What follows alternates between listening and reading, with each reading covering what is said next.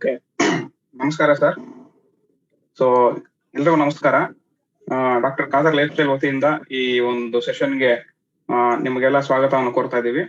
ಏನು corona virus ಈ ಒಂದು 2019 ನವೆಂಬರ್ ಡಿಸೆಂಬರ್ ಇಂದ ಕೂಡ ಇವಾಗವರೆಗೂ ಬಹುಶಃ ಎಲ್ಲರ ಬಾಯಲ್ಲಿ ಜಾಸ್ತಿ ಒಂದು ಓಡಾಡಿರೋ ಪದ ಅಂದ್ರೆ ಇದೆ ಅಂತ ಹೇಳಿದ್ರೆ ತಪ್ಪಾಗಲ್ಲ.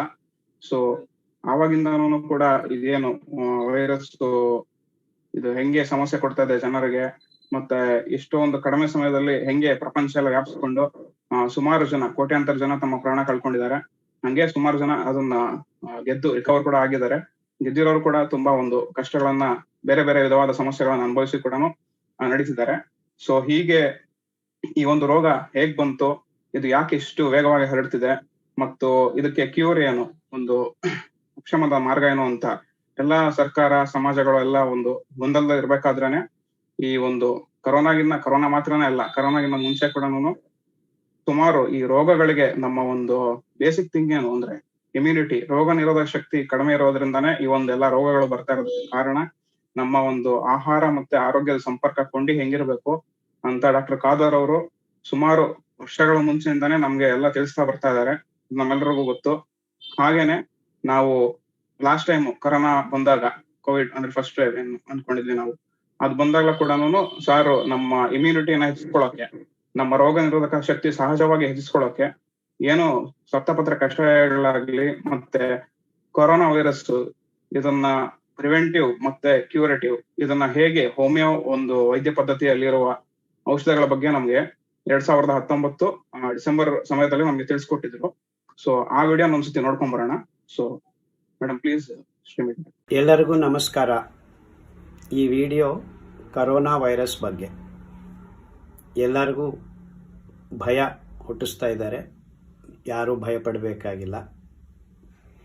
ನೀವು ಹೋಮಿಯೋಪತಿ ಔಷಧಿಗಳು ಬ್ರಯೋನಿಯಾ 200, ರೆಸ್ಟಾಕ್ಸ್ 200 ಎರಡು ಔಷಧಿಗಳನ್ನು 3 ಗುಳಿಗೆ ಅರ್ಧ ಕಪ್ ನೀರಿನಲ್ಲಿ ಕರಗಿಸ್ಕೊಂಡು ಬೆಳಗ್ಗೆ ಒಂದು ಸತಿ, ರಾತ್ರಿ ಒಂದು ಸತಿ ಕುಡಿದ್ರೆ 3 ದಿವಸ ನಿಮಗೆ ಈ ಕರೋನಾ ವೈರಸ್ಸಿಂದ ದೂರ ಇರೋದಕ್ಕೆ ಸಾಧ್ಯತೆಗಳು ಹೆಚ್ಚಾಗ್ತವೆ.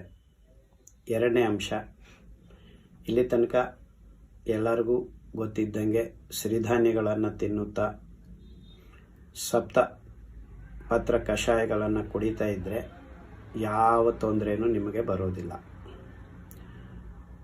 ಹೊಸದಾಗಿ ಈ ವಿಡಿಯೋವನ್ನು ನೋಡೋ ಪ್ರೇಕ್ಷಕರಿಗೆ ಮತ್ತೆ ಒಮ್ಮೆ ನಾನು ಈ ಕಷಾಯಗಳ ಬಗ್ಗೆ ಹೇಳ್ತೀನಿ. ಗರಿಕೆ, ತುಳಸಿ, ಅಮೃತಬಳ್ಳಿ, ಬಿಲ್ವ, ಹೊಂಗೆ, ಬೇವು, ಅರಳಿ ಈ 7 ಕಷಾಯಗಳನ್ನು ಮುಂಚೆ ಹೇಳ್ದಂಗೆ 7 ದಿವಸ ಅಥವಾ 4 ದಿವಸ ಮಾಡೋ ಅಗತ್ಯ ಇಲ್ಲ. ಸದ್ಯಕ್ಕೆ 2 ದಿವಸಕ್ಕೊಮ್ಮೆ ಒಂದೊಂದು ಎಲೆ ಕಷಾಯವನ್ನು ಕುಡೀರಿ. ಅಂದರೆ ಒಟ್ಟಿಗೆ 14 ದಿವಸಕ್ಕೆ ಈ ಕ್ರಮ ಪೂರ್ತಿಯಾಗುತ್ತೆ. ಮತ್ತೆ ಬೇಕಾದರೆ 2ನೇ ರೌಂಡು ಶುರು ಮಾಡ್ಕೋಬೋದು. ಅರ್ಥ ಆಯ್ತಾ? ಈಗ ಈ 14 ದಿವಸ 7 ಕಷಾಯಗಳನ್ನು ಕುಡಿದ್ರೆ ನಿಮಗೆ ರೋಗ ನಿರೋಧಕ ಶಕ್ತಿ ಶುರು ಆಗುತ್ತೆ. ಇನ್ನೊಂದು ರೌಂಡು ಕುಡಿದ್ರೆ ಆರಾಮಾಗಿರ್ತೀರ. ನಾನು ಮುಂಚೆಯಿಂದ ಹೇಳ್ತಾ ಇದ್ದೀನಿ, ಕಷಾಯ ಕಾಷಾಯ, ಕಷಾಯಗಳ ಬಗ್ಗೆ ಮಾತಾಡಿದ್ದೀನಿ. ಕಾಷಾಯ ಅಂದರೆ ಬೆಳಗ್ಗೆ ಸೂರ್ಯೋದಯದಲ್ಲಿ, ಸಾಯಂಕಾಲ ಸೂರ್ಯಾಸ್ತಮಯದಲ್ಲಿ ಆ ಕಾಷಾಯ ಬಣ್ಣದ ಕಿರಣಗಳಿಗೆ ನಮ್ಮ ದೇಹವನ್ನು, ಕಣ್ಣುಗಳನ್ನು ಒಡ್ಡುವುದು ಅಷ್ಟೇ, ಇನ್ನೇನೂ ಇಲ್ಲ ಕಾಷಾಯ ಅಂದರೆ.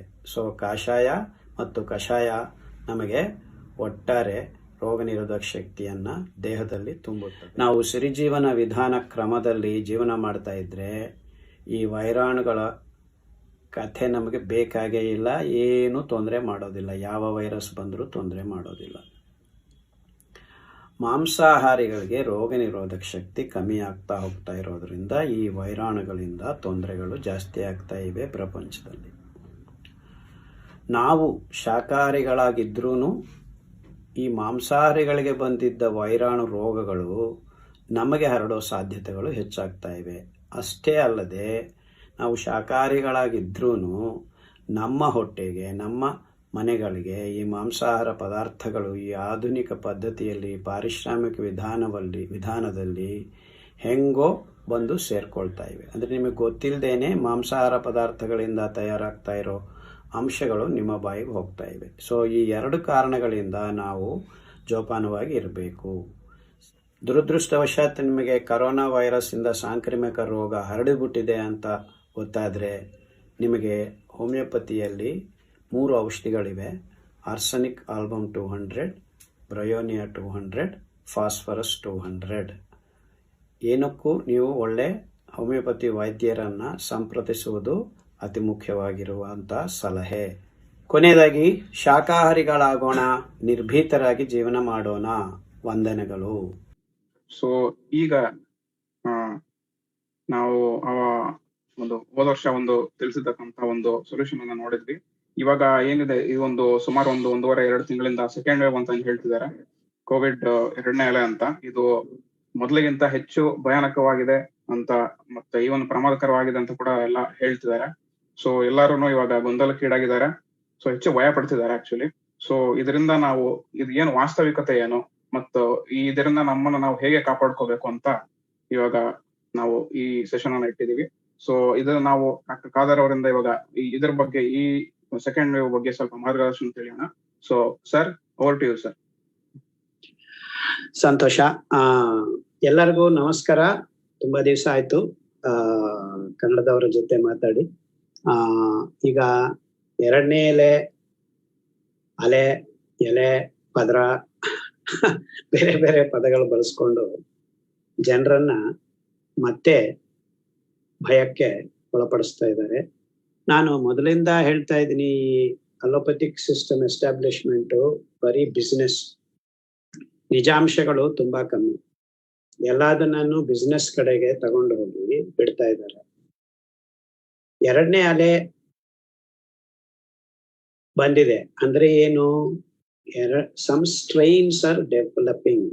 ಅಂದ್ರೆ ಹೊಸದಾಗಿ ಕೊರೋನಾ 2019 ಮಾರ್ಚಲ್ಲಿ ಇದ್ದಿದ್ದು ಈಗ ಇದೆ. ಅದ್ರ ಜೊತೆಗೆ ಇನ್ನೊಂದಿಷ್ಟು ಕೊರೋನಾ ಸ್ಟ್ರೈನ್ಸ್ ಆಡ್ ಆಗ್ತಾ ಇದೆ. ಯಾಕಂದ್ರೆ ಕೊರೋನಾ ಅನ್ನೋದು ಕಣ್ಣು ಕಾಣಿಸ್ತಾ ಇರತಕ್ಕಂತ ಸಣ್ಣ ವೈರಾನ್. ಜೀವಿ ಅಲ್ಲ, ನಿರ್ಜೀವಿ ಅಲ್ಲ. ಯಾವುದೋ ಒಂದು ಜೀವಕೋಶ ಸಿಕ್ಕಿದ್ರೆ ಅದು ತನ್ನನ್ನ ತಾನು ಜೀವಂತವಾಗಿ ಮಾಡಿಕೊಂಡು ಆ ಜೀವಕೋಶವನ್ನ, ಅದರಲ್ಲಿದ್ದ ಯಂತ್ರಾಂಗವನ್ನ ತನ್ನ ಕೈವಶ ಮಾಡಿಕೊಂಡು ತನ್ನ ತದ್ರೂಪಿಗಳನ್ನ ಬೇಗ ಉತ್ಪಾದನೆ ಮಾಡಿಕೊಂಡು 10 ದಿವಸ ಅಥವಾ 14 ದಿವಸದಲ್ಲಿ ಇಡೀ ಜೀವಕೋಶಗಳನ್ನ ನಾಶ ಮಾಡಿ ತನ್ನದೇ ಆದ ಸಂತಾನೋತ್ಪತ್ತಿ ಮಾಡಿಕೊಂಡು ಮತ್ತೆ ಹರಡ್ತಾ ಇರುತ್ತೆ. ಇಷ್ಟೇ ಆದ್ಮೇಲೆ ಮಾಡ್ತಾ ಇರೋದು. ಆ ಒಳಗಡೆ ಹೋಗುವಂತ ಈ ಸ್ಪೈಕ್ ಪ್ರೋಟೀನ್ ಅಂತ ಏನು, ಆ ಪ್ರೋಟೀನ್ಗೆ ಸಂಬಂಧಪಡಿಸಿದ್ದ ಇನ್ಫಾರ್ಮೇಶನ್, ಅದು mRNA ಆಗ್ಲಿ DNA ಆಗ್ಲಿ, ಅದರಿಂದ ನಾವು ಈಗ ಏನ್ ಹೇಳ್ತಾ ಇದ್ದಾರೆ ಅಂದ್ರೆ ಅದು ಬದಲಾವಣೆ ಆಗಿಲ್ಲ, ಬಟ್ ಕೆಲವು ಅಂಶಗಳು ಬದಲಾವಣೆ ಆಗಿದೆ. ಆ ಕೋಟ್ ಎಲ್ಲ ಬದಲಾವಣೆ ಆಗ್ತದೆ. 2ನೇ ಸ್ಟ್ರೈನ್ ಅದು ಇನ್ನೂ ಬೇಗ ಹರಡೋದಕ್ಕೆ ಕಾರಣಭೂತ ಆಗಿದೆ ಈ ಬದಲಾವಣೆ. ಯಾಕಂದ್ರೆ that piece of information, genetic information, ಜನ್ಯು ಅಂಶಗಳು, ವೈರಾಣು ಅದು ನಿರ್ಜೀವಿ ಆದ್ರೂ ಬುದ್ಧಿವಂತಿಕೆ ಇರುತ್ತೆ. See, information is knowledge. Knowledge means there is some intelligence. So ನಾವೆಲ್ಲರೂ ಅನ್ಕೊಂಡಂಗೆ ವೈರಾಣುಗಳು ಅದಕ್ಕೆ ಇಂಟೆಲಿಜೆನ್ಸ್ ಇಲ್ಲ ಅಂತ ಅನ್ಕೋತಾ ಇದ್ರ. ಇಂಟೆಲಿಜೆನ್ಸ್ ಇದೆ. ಪ್ರತಿಯೊಂದು DNA, RNA ಅಂದ್ರೆ information is packed. Information is packed ಅಂದ್ರೆ ಅದನ್ನ ಆಪರೇಟ್ ಮಾಡೋದಕ್ಕೂ ಒಂದು ಇಂಟೆಲಿಜೆನ್ಸ್ ಇದ್ದೇ ಇರುತ್ತೆ. ಅದು ಎಷ್ಟು ಸಣ್ಣ ಪ್ರಮಾಣದ ಜೀವಿ ಆದ್ರೂ ಅದು ಪ್ರಕೃತಿ ಸಹಜವಾಗಿ ದೇವ್ರು ಮಾಡಿದ್ದ ಅಂಶ ಅದು. ಸೊ ನಾವ್ ಅನ್ಕೋತಾ ಇದೀವಿ ನಮಗ್ ಮಾತ್ರ ಬುದ್ಧಿ ಇದೆ, ಅದಕ್ಕೇನು ನಾವೇನ್ ಮಾಡ್ದಂಗೆ ಅದೇ ಆಗತ್ತೆ ಅಂತ. ಈಗ ವ್ಯಾಕ್ಸಿನ್ ಕಂಡುಹಿಡಿದಿದೀವಿ ಅಂತ ಅನ್ಕೊಳ್ತಾ ಇದ್ದಾರೆ. ಒಂದು ವ್ಯಾಕ್ಸಿನ್ ಕಂಡುಹಿಡಿದ್ರೆ ಸಾಕು, ಇನ್ನೊಂದು ಸ್ಟ್ರೈನ್ ಬರುತ್ತೆ, ಇನ್ನೊಂದು ಸ್ಟ್ರೈನ್ ಬರುತ್ತೆ. ಈಗ 2ನೇ ಅಲೆ ಅಂತ ಇದ್ದಾರೆ. ಈಗ 3ನೇ ಅಲೆ ಇರ್ಬೋದು, 10ನೇ ಅಲೆ ಇರ್ಬೋದು. 2, 3, 4 ಅಲೆಗಳು ನಿಮಗೆ ಏನು ಮಾಡದೇ ಇರಬಹುದು. ಆ ಟ್ರಾನ್ಸ್ಮ್ಯೂಟೇಷನ್ಸ್ ಅಲ್ಲಿ ನಮಗೆ ಪ್ಯಾಥೋಜೆನಿಕ್ ಕಂಡೀಷನ್ಸ್ ಅನ್ನ ಕ್ರಿಯೇಟ್ ಮಾಡದೇ ಇರೋಷ್ಟು ಬದಲಾವಣೆಗಳು ಆಗದೇ ಇದ್ದಿರುತ್ತೆ. ಸೊ ಇದು 10ನೇ ಅಲೆನ, 3ನೇ ಅಲೆನ, 4ನೇ ಅಲೆನೇ ಅಲ್ಲ. ನಿಮಗೆ ತೊಂದರೆ ಕೊಟ್ಟಾಗ ಅದನ್ನ 2ನೇ ಅಲೆ ಅಂತ ನೀವು ಗುರ್ತಿಸ್ಕೊಳ್ತಾ ಇದ್ದೀರಿ. ತುಂಬಾ ಮಾರ್ಪಾಡುಗಳು ನಡೀತಾನೇ ಇರ್ತವೆ ವೈರಾಣುಗಳಲ್ಲಿ. ಆಕ್ಚುಲಿ ವೈರಸ್ ಏನು ಹೊಸದಲ್ಲ. ಕರೋನಾ ಅನ್ನೋದು ಇನ್ಫ್ಲೂಯೆನ್ಸಾ ಅಂದ್ರೆ ಈ ನಮಗೆ ಹಳೆಯ ಕಾಲ ಅಂದ್ರೆ ಏನು, ಸಾವಿರಾರು ವರ್ಷಗಳಿಂದ ನಮಗೆ ಕೆಮ್ಮು ಶೀತ ಬರಂತ ಆ ಒಂದು ವೆರೈಟಿ ಆಫ್ ವೈರಾಣುಗಳಲ್ಲಿ ಇದೊಂದು. ಇದೇನು ಹೊಸದಾಗಿ ಕಂಡ್ಕೊಂಡಿದ್ದಂಗೆ ಇವ್ರು ಮಾತಾಡ್ತಾ ಇದ್ದಾರೆ. ಕೊರೋನಾ, ನೋವಿಡ್ ಕೊರೋನಾ, ನಾವಲ್ ಕೊರೋನಾ, ಈ ತರ ಹೆಸರುಗಳು ಇಟ್ಕೊಂಡು ಎಲ್ಲಾರನ್ನು ಹೆದರ್ಸೋದಕ್ಕೆ ಬಳಸ್ತಾ ಇದ್ದಾರೆ. ಅಂದ್ರೆ ಈಗ ಕೊರೋನಾ ಟೆಸ್ಟ್ ನೋಡ್ರಿ, ಈ ಸೋ ಕಾಲ್ಡ್ RT-PCR ಅಂತಪ್ಪ, ಅಲ್ಲಿ PCR test. I don't want to go into details. ಆದ್ರೂ ನಿಮ್ಗೆ ಸೂಕ್ಷ್ಮವಾಗಿ ಹೇಳ್ತೀನಿ. ಅದರಲ್ಲಿದ್ದ ಒಂದು DNA, ನೀವು ಮೂಗಲ್ಲಿ ಕೆಲ್ಕಿ ತಗೋತಾರಲ್ಲ, ಅದರಲ್ಲಿ ವೈರಸ್ ಲೋಡು ತುಂಬಾ ಕಮ್ಮಿ ಇದ್ರೆ 50 ಸೈಕಲ್ಸ್ ಮಾಡಿದ್ರೆ ಅದರ DNA ಅಥವಾ RNA ಗುರುತಿಸ್ಬೋದು. 35 ಸೈಕಲ್ ಮಾಡಿದ್ರೆ ನೆಗೆಟಿವ್ ಬರುತ್ತೆ ಅಂತ. ಈಗ ಏನ್ ಮಾಡ್ತಾ ಇದ್ರೆ 35 ಸೈಕಲ್ಸ್ ಮಾಡಿದ್ರೆ ನಿಮ್ಗೆ ಆ DNA enough material to identify on our test ಸಿಕ್ಕಿದ್ರೆ ಅದು ಪಾಸಿಟಿವ್ ಅಂತ ಹೇಳ್ತಾ ಇದ್ದಾರೆ. ಅಂದ್ರೆ ಈಗ ನಾನು 100 ಜನನ್ನ ಟೆಸ್ಟ್ ಮಾಡಿದ್ರೆ 20 ಜನಕ್ಕೆ ಪಾಸಿಟಿವ್ ಬಂದಿದೆ ಅಂದ್ರೆ ಮಿಕ್ಕಿದ 80 ಜನದಲ್ಲಿ ಕರೋನಾ ಇಲ್ಲ ಅಂತ ಅಲ್ಲ, ಕೊರೋನಾ ಇದೆ, ಆದ್ರೆ ಈ ಟೆಸ್ಟ್ ಅಲ್ಲಿ ಅದು ಕಾಣಿಸ್ತಾ ಇಲ್ಲ ಅಂತ ಅಷ್ಟೇ. ಎರಡನೇ ಅಲೆಯಲ್ಲಿ ಈಗ ಆ ತರ ನೆಗೆಟಿವ್ ಬಂದವರು ದಿಢೀರ್ ಅಂತ 4-5 ದಿವಸಕ್ಕೆ ತೊಂದರೆಗಳಿಗೆ ಒಳಗಾಗ್ತಾ ಇದ್ದಾರೆ. ಅಂದ್ರೆ ಏನು, ಆ ಬದಲಾವಣೆ ಆಗಿದೆ. ಅದನ್ನ ಎರಡನೇ ಅಲೆ ಅಂತ ಇವ್ರು ಗುರುತಿಸ್ತಾ ಇದ್ದಾರೆ. ಅದು ಎರಡನೇ ಅಲೆ ಇರ್ಬೋದು, ನಾನು ಹೇಳ್ದಂಗೆ 10ನೇ ಅಲೆ ಇರ್ಬೋದು, ಬಟ್ ನಾವು ಅದನ್ನ ಎರಡನೇ ಅಲೆ ಅಂತ ಅನ್ಕೋತಾ ಇದ್ದೀವಿ. ಈಗ ಬೇರೆ ದೇಶಗಳಲ್ಲಿ ಎರಡನೇ ಅಲೆ ಬಂದಾಗಿದೆ, 3ನೇ ಅಲೆ ಬಂದಾಗಿದೆ, 4ನೇ ಅಲೆ ಬಂದಾಗಿದೆ. ಅಲೆಗಳು ಇವೆಲ್ಲ ನಾವು ನಮ್ಮ ಅನುಕೂಲಕ್ಕೆ ಅಥವಾ ನಮಗೆ ಅರ್ಥ ಆಗದೆ ಇರಂಗೆ ಇರೋದ್ರಿಂದ ಏನೋ ಹೆಸರುಗಳು ಇಟ್ಕೋತಾ ಇದ್ವಿ. ಇದೇನು ಈ ವೈರಾಣಿಗೇನು ಆ ತರ ಯೋಚನೆ ಮಾಡೋದಿಲ್ಲ, ಅದರ ಪಾಟಿಗೆ ಅದು ಬದಲಾವಣೆ ಆಗ್ತಾ ಇದೆ. ಈ 2ನೇ ಅಲೆ ಕ್ರಿಯೇಟ್ ಮಾಡ್ಬೇಕು, 10ನೇ ಅಲೆ ಕ್ರಿಯೇಟ್ ಮಾಡ್ಬೇಕು ಅಂತ ಏನು ಅದು ಕೆಲಸ ಮಾಡ್ತಾ ಇಲ್ಲ. ಅದ್ರ ಬದಲಾವಣೆಗಳು ಅದು ಆಗ್ತಾ ಇರತ್ತೆ. ನೀವು ಗುರ್ತಿಸದೇ ಇದ್ರು ಅದು ಆಗ್ತಾ ಇದೆ ಅಷ್ಟೇ. ಸೊ ಈ ವೈರಾಣುಗಳ ಹಾವಳಿ ಹಳೇ ಕಾಲದಿಂದ ತರತರಾಂತರಗಳಿಂದ ಎಲ್ಲಾ ಜೀವಿಗಳಲ್ಲೂ ನಡ್ಕೊಂಡು ಬರ್ತಾ ಇದೆ. ಅದಕ್ಕೆ ನಾವು ಅಂದ್ರೆ ಈ ವೈರಾಣುಗಳ ಜೊತೆ ನಮ್ಮ ದೇಹ ತರತರಾಂತರಗಳಿಂದ ಜಗಳ ಆಡ್ತಾನೆ ಬರ್ತಾ ಇದೆ. ಅಂದ್ರೆ ನಮ್ಮ ದೇಹದಲ್ಲಿ ರೋಗ ನಿರೋಧಕ ಶಕ್ತಿ ಕಮ್ಮಿ ಆದ್ರೆ ಆ ವೈರಾಣು ಗೆಲ್ಲತ್ತೆ. ನಮ್ಮ ದೇಹ, ನಮಗೂ ಇಂಟೆಲಿಜೆನ್ಸ್ ಇದೆ, ನಮ್ಮ ಜೀವಕೋಶದಲ್ಲೂ ಬುದ್ಧಿವಂತಿಕೆ ಇದೆ. ಅದಕ್ಕೆ ನಮಗೆ ಇಮ್ಯುನಿಟಿ ಸಿಸ್ಟಮ್ ಅಂತ ದೇವರು ಕೊಟ್ಟಿದ್ದಾರೆ. ಎಷ್ಟು ಅದ್ಭುತವಾಗಿದೆ ಅಂದ್ರೆ ಮೂಲೆ ಮಜ್ಜೆಯಲ್ಲಿ ಈ ರಕ್ತ ಕಣಗಳು, ಕೆಂಪು ರಕ್ತ ಕಣಗಳು, ಬಿಳಿ ರಕ್ತ ಕಣಗಳು, ಪ್ಲಾಸ್ಮಾ, ಈ ಪ್ಲೇಟ್ಲೆಟ್ಸ್ ಇವನ್ನಿ ಉತ್ಪಾದನೆ ಆಗೋ ಜಾಗದಲ್ಲಿ ಇಮ್ಯುನೋಗ್ಲೋಬ್ಯುಲಿನ್ಸ್ ಅಂತ, ಅಂದ್ರೆ ನಿಮ್ಮ ದೇಹದಲ್ಲಿ ಯಾವುದೇ ಒಂದು ಹೊಸ ಜೀವಕಣ ಅಥವಾ ಹೊಸ ದೊಡ್ಡ ಪರಮಾಣು ಬಂದಾಗ ಅದರ ನಮೂನೆಯನ್ನು ನೋಡಿಕೊಂಡು ಪ್ರತಿರೋಧಕ ಕಣಗಳನ್ನ, ಆಂಟಿಬಾಡೀಸ್ ಅನ್ನ ತಯಾರು ಮಾಡುವ ಒಂದು ಅದ್ಭುತವಾದ ಜೀವ ರಾಸಾಯನಿಕ ಪ್ರಕ್ರಿಯೆಗಳನ್ನ ನಮ್ಮ ದೇಹದಲ್ಲಿ ದೇವರು ಉಂಟು ಮಾಡಿದ್ದಾರೆ. ಅದನ್ನ ನಾವು ಗಟ್ಟಿ ಮಾಡ್ಕೋಬೇಕೇ ಹೊರತು, ಈ ವೈರಾಣು ಬಂದಿದೆ, ನಾನು ಅದಕ್ಕೆ ವ್ಯಾಕ್ಸಿನ್ ಮಾಡ್ತೀನಿ, ವ್ಯಾಕ್ಸಿನ್ ಮಾಡಿ ಇಂಜೆಕ್ಟ್ ಮಾಡ್ತಾ ಇದ್ದಾರೆ. ಈಗ ಅಮೆರಿಕಾದಲ್ಲಿ ಇನ್ಫ್ಲೂಯೆನ್ಸಾ ವೈರಸಸ್ ಒಂದಲ್ಲ ಎರಡಲ್ಲ ಬದಲಾವಣೆಗಳು ಆಗ್ತಾನೆ ಇವೆ. ಅವರು 10 ತಿಂಗಳಿಗೂ ನೆಕ್ಸ್ಟ್ ಇಯರ್ಗೆ ಮತ್ತೆ ಹೊಸದು ಇನ್ನೊಂದು ತರ ಸ್ಮಾಲ್ ವೇರಿಯೇಷನ್ ಮಾಡಿ ಇನ್ನೊಂದು ವ್ಯಾಕ್ಸಿನ್ ಮಾಡ್ತೀವಿ. ಈ ಫ್ಲೂ ಶಾಟ್ ಕೆಲಸ ಮಾಡಲ್ಲ, ಆ ಫ್ಲೂ ಶಾಟ್ ಕೆಲಸ ಮಾಡುತ್ತೆ. ಇದೊಂದು ಬಿಸಿನೆಸ್ ಮಾಡೆಲ್ಗೆ ಬದಲಾವಣೆ ಮಾಡಿಕೊಂಡಿದ್ದಾರೆ. ವ್ಯಾಕ್ಸಿನ್ ಅನ್ನೋದು business, it is not a scientific endeavour at all from the beginning. It is a pharmaceutical ಕಂಪನಿಗಳಿಗೆ a business model. It is not scientific endeavour. ಇದು ವೈಜ್ಞಾನಿಕವಾಗಿ ವ್ಯಾಕ್ಸಿನೇಷನ್ ಪದ್ಧತಿ ಅವೈಜ್ಞಾನಿಕ ಅಂತಾನೆ ಹೇಳ್ಬೋದು. ಎರಡನೇ ಮಾತಿಲ್ಲ ಇದರಲ್ಲಿ. ಈಗ ನೋಡ್ತಾ ಇದ್ದೀರಾ, ಈಗ ವ್ಯಾಕ್ಸಿನೇಷನ್ ಮಾಡ್ಕೊಂಡಿರೋರಿಗೆ ತುಂಬಾ ತೊಂದರೆಗಳಾಗ್ತಾ ಇವೆ. ಕೆಲವರಿಗೆ ಆಗ್ತಾ ಇಲ್ಲ. ಯಾಕೆಂದ್ರೆ ಇವರು ಸರಿಯಾಗಿ ಆಕ್ಚುಲಿ ನಿಜವಾಗಲೂ ಈ ವೈಜ್ಞಾನಿಕವಾಗಿ ವೈರಾಣುಗಳ ಬಗ್ಗೆ ವ್ಯಾಕ್ಸಿನ್ ಅನ್ನ ಕನಿಷ್ಠ ಅಂದ್ರೆ 3 ವರ್ಷ ಪ್ರಾಯೋಗಿಕವಾಗಿ ರುಜುವಾತು ಮಾಡಿದ ಮೇಲೆ, ದಾಖಲೆಗಳನ್ನ ನಿರ್ಮಿಸಿದ ಮೇಲೆ, ಉತ್ಪಾದನೆ ಮಾಡಿದ ಮೇಲೆ ನೀವು ಒಂದು ವ್ಯಾಕ್ಸಿನ್ ಅನ್ನ ಡೆವಲಪ್ ಮಾಡಿದ್ವಿ ಅಂತ ಕನಿಷ್ಠ 3 ವರ್ಷ. ಇನ್ಫ್ಯಾಕ್ಟ್ ಈಗ HIV ಇಂತ ಕೆಲವು ವೈರಾಣುಗಳ ಬಗ್ಗೆ ಇನ್ನೂ ಬದಲಾವಣೆಗಳಾಗ್ತಾ ಇವೆ. ಅವರು ಮಾಡ್ತಾನೆ ಇದ್ದಾರೆ ರಿಸರ್ಚ್. ಇದು ಬಿಸಿನೆಸ್ ಮಾಡಲ್ ಅನ್ನೋದಕ್ಕೆ ನಾನು ಈ ಕತೆಗಳೆಲ್ಲ ಹೇಳ್ತಾ ಇದ್ದೀನಿ.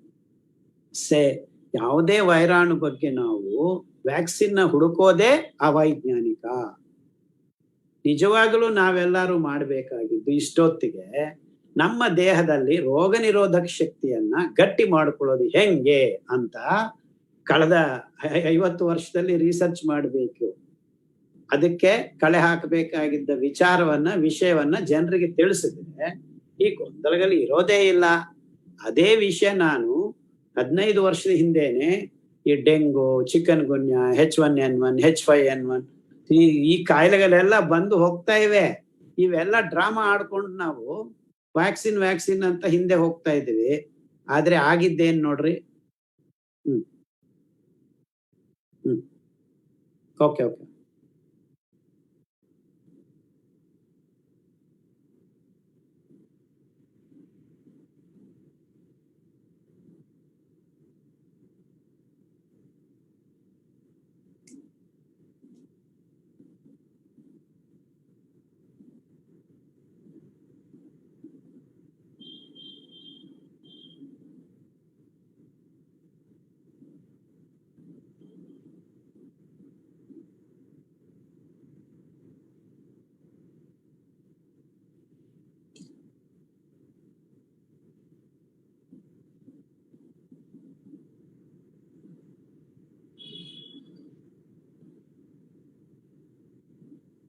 ಓಕೆ, ಸೊ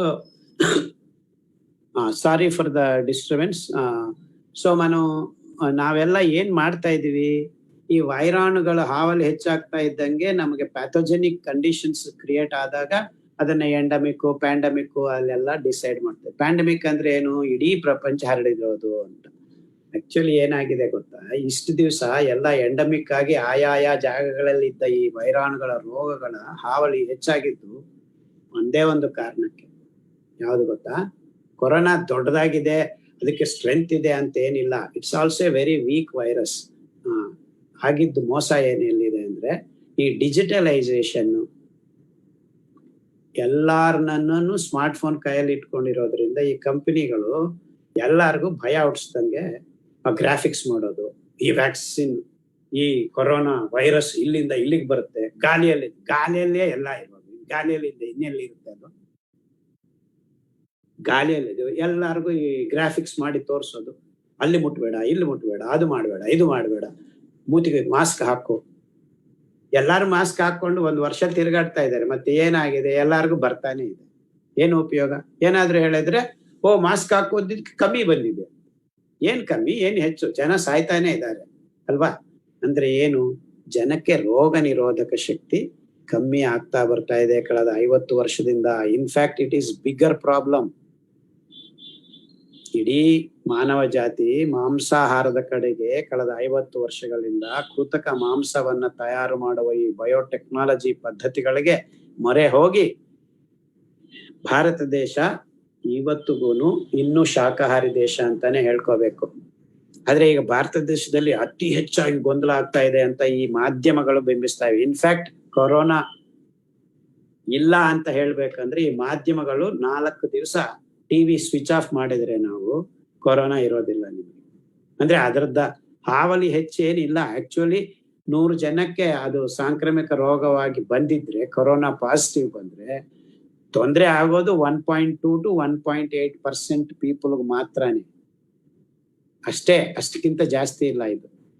ಅಂದ್ರೆ ನಮ್ಮ ದೇಶದಲ್ಲಿ ಈಗ ಉತ್ತರ ಪ್ರದೇಶಲ್ಲಿ ಕಂಪೇರ್ ಟು ಬ್ರೆಜಿಲ್, ನಮ್ಮ ಉತ್ತರ ಪ್ರದೇಶದಲ್ಲಿ 5 ಕೋಟಿ ಜನ ಹೆಚ್ಚಾಗಿದ್ದಾರೆ. ಬ್ರೆಜಿಲ್ ಅಲ್ಲಿ ಈಗ 5 ಲಕ್ಷ ಜನ ಸತ್ತಿದ್ದಾರೆ. ಉತ್ತರ ಪ್ರದೇಶಲ್ಲಿ ಇನ್ನು 1000, 25, 40 ಸಾವಿರನೋ 50 ಸಾವಿರನೋ ಸತ್ತಿದ್ದಾರೆ. ಅಂದ್ರೆ ಅರ್ಥ ಏನು ಇದ್ರದ್ದು? ಶಾಕಾಹಾರಿಗಳಾಗಿದ್ದಿರೋದ್ರಲ್ಲಿ ಈ ವೈರಾಣುಗಳ ಹಾವಳಿ ಕಮ್ಮಿ ಇದೆ. ಅದಕ್ಕೆ ನಾನು 2019 ಡಿಸೆಂಬರ್ ಅಲ್ಲೇನೆ ವಿಡಿಯೋದಲ್ಲಿ ಶಾಕಾಹಾರಿಗಳಾಗಿ, ಈಗಲೂ ಇಡೀ ಪ್ರಪಂಚ ನೆಕ್ಸ್ಟ್ 6 ವೀಕ್ಸ್ ಶಾಕಾಹಾರಿಗಳಾಗಾದ್ರೆ ಕರೋನಾ ಮಾಯ ಆಗ್ತಾ ಬರುತ್ತೆ. ಯಾವುದಕ್ಕೂ ರೋಗ ನಿರೋಧಕ ಶಕ್ತಿಗೆ ಸ್ಪೆಸಿಫಿಕ್ ಆಂಟಿಬಾಡೀಸ್ ಅನ್ನ ನಿಮ್ಮ ದೇಹದಲ್ಲಿ ತುಂಬಿಕೊಂಡ್ರೆ ಜನರಲ್ ರೋಗ ನಿರೋಧಕ ಶಕ್ತಿ ಕಮ್ಮಿ ಆಗುತ್ತೆ. So we have to develop general immunity so that we can identify any kind of virus. ಯಾವುದೇ ತರದ್ದು ವೈರಸ್ ಬಂದ್ರೂ ಅದರ ಜೊತೆಗೆ ಹೋರಾಟ ಮಾಡುವ ಪ್ರತಿರೋಧಕ ಕಣಗಳನ್ನ ಉತ್ಪಾದನೆ ಮಾಡುವ ಕಲೆಯನ್ನ ನಮ್ಮ ದೇಹಕ್ಕೆ ನಾವು ಕಲಿಸಿಕೊಡ್ಬೇಕು.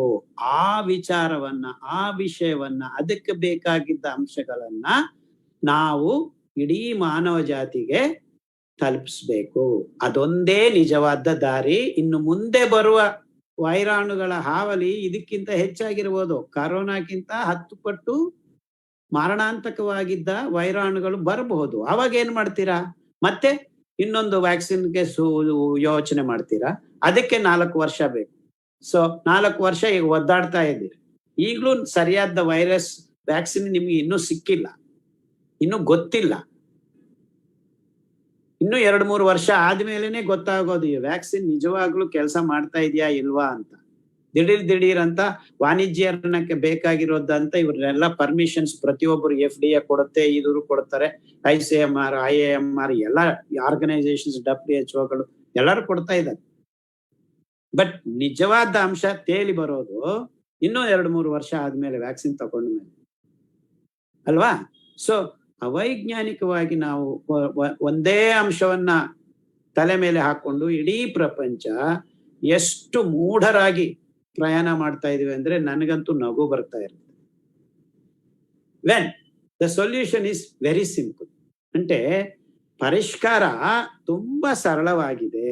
ನಿಮ್ಮ ದೇಹದಲ್ಲಿ vitamin D, vitamin B, vitamin C ಈ 3 ಅಂಶಗಳನ್ನ ನಾವು ಸರಿಯಾಗಿ ತುಂಬಿಸ್ಕೊಂಡ್ರೆ, ಅಂದ್ರೆ ಪರಿಷ್ಕಾರ ಎಲ್ಲಿದೆ?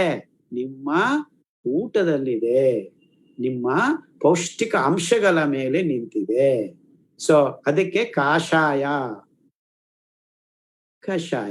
ಕಷಾಯದಲ್ಲಿ ನಿಮ್ಮ ದೇಹಕ್ಕೆ ಪ್ರತಿರೋಧಕ ಕಣಗಳನ್ನ ಉತ್ಪಾದನೆ ಮಾಡುವುದಕ್ಕೆ ಬೇಕಾಗಿದ್ದ ನಮೂನೆಗಳನ್ನ, ಪ್ರತಿಜನಕ ಕಣಗಳನ್ನ ಈ ಸಪ್ತಪತ್ರ ಕಷಾಯಗಳಲ್ಲಿದ್ದ ಅಂಶಗಳು ಒದಗಿಸ್ತವೆ.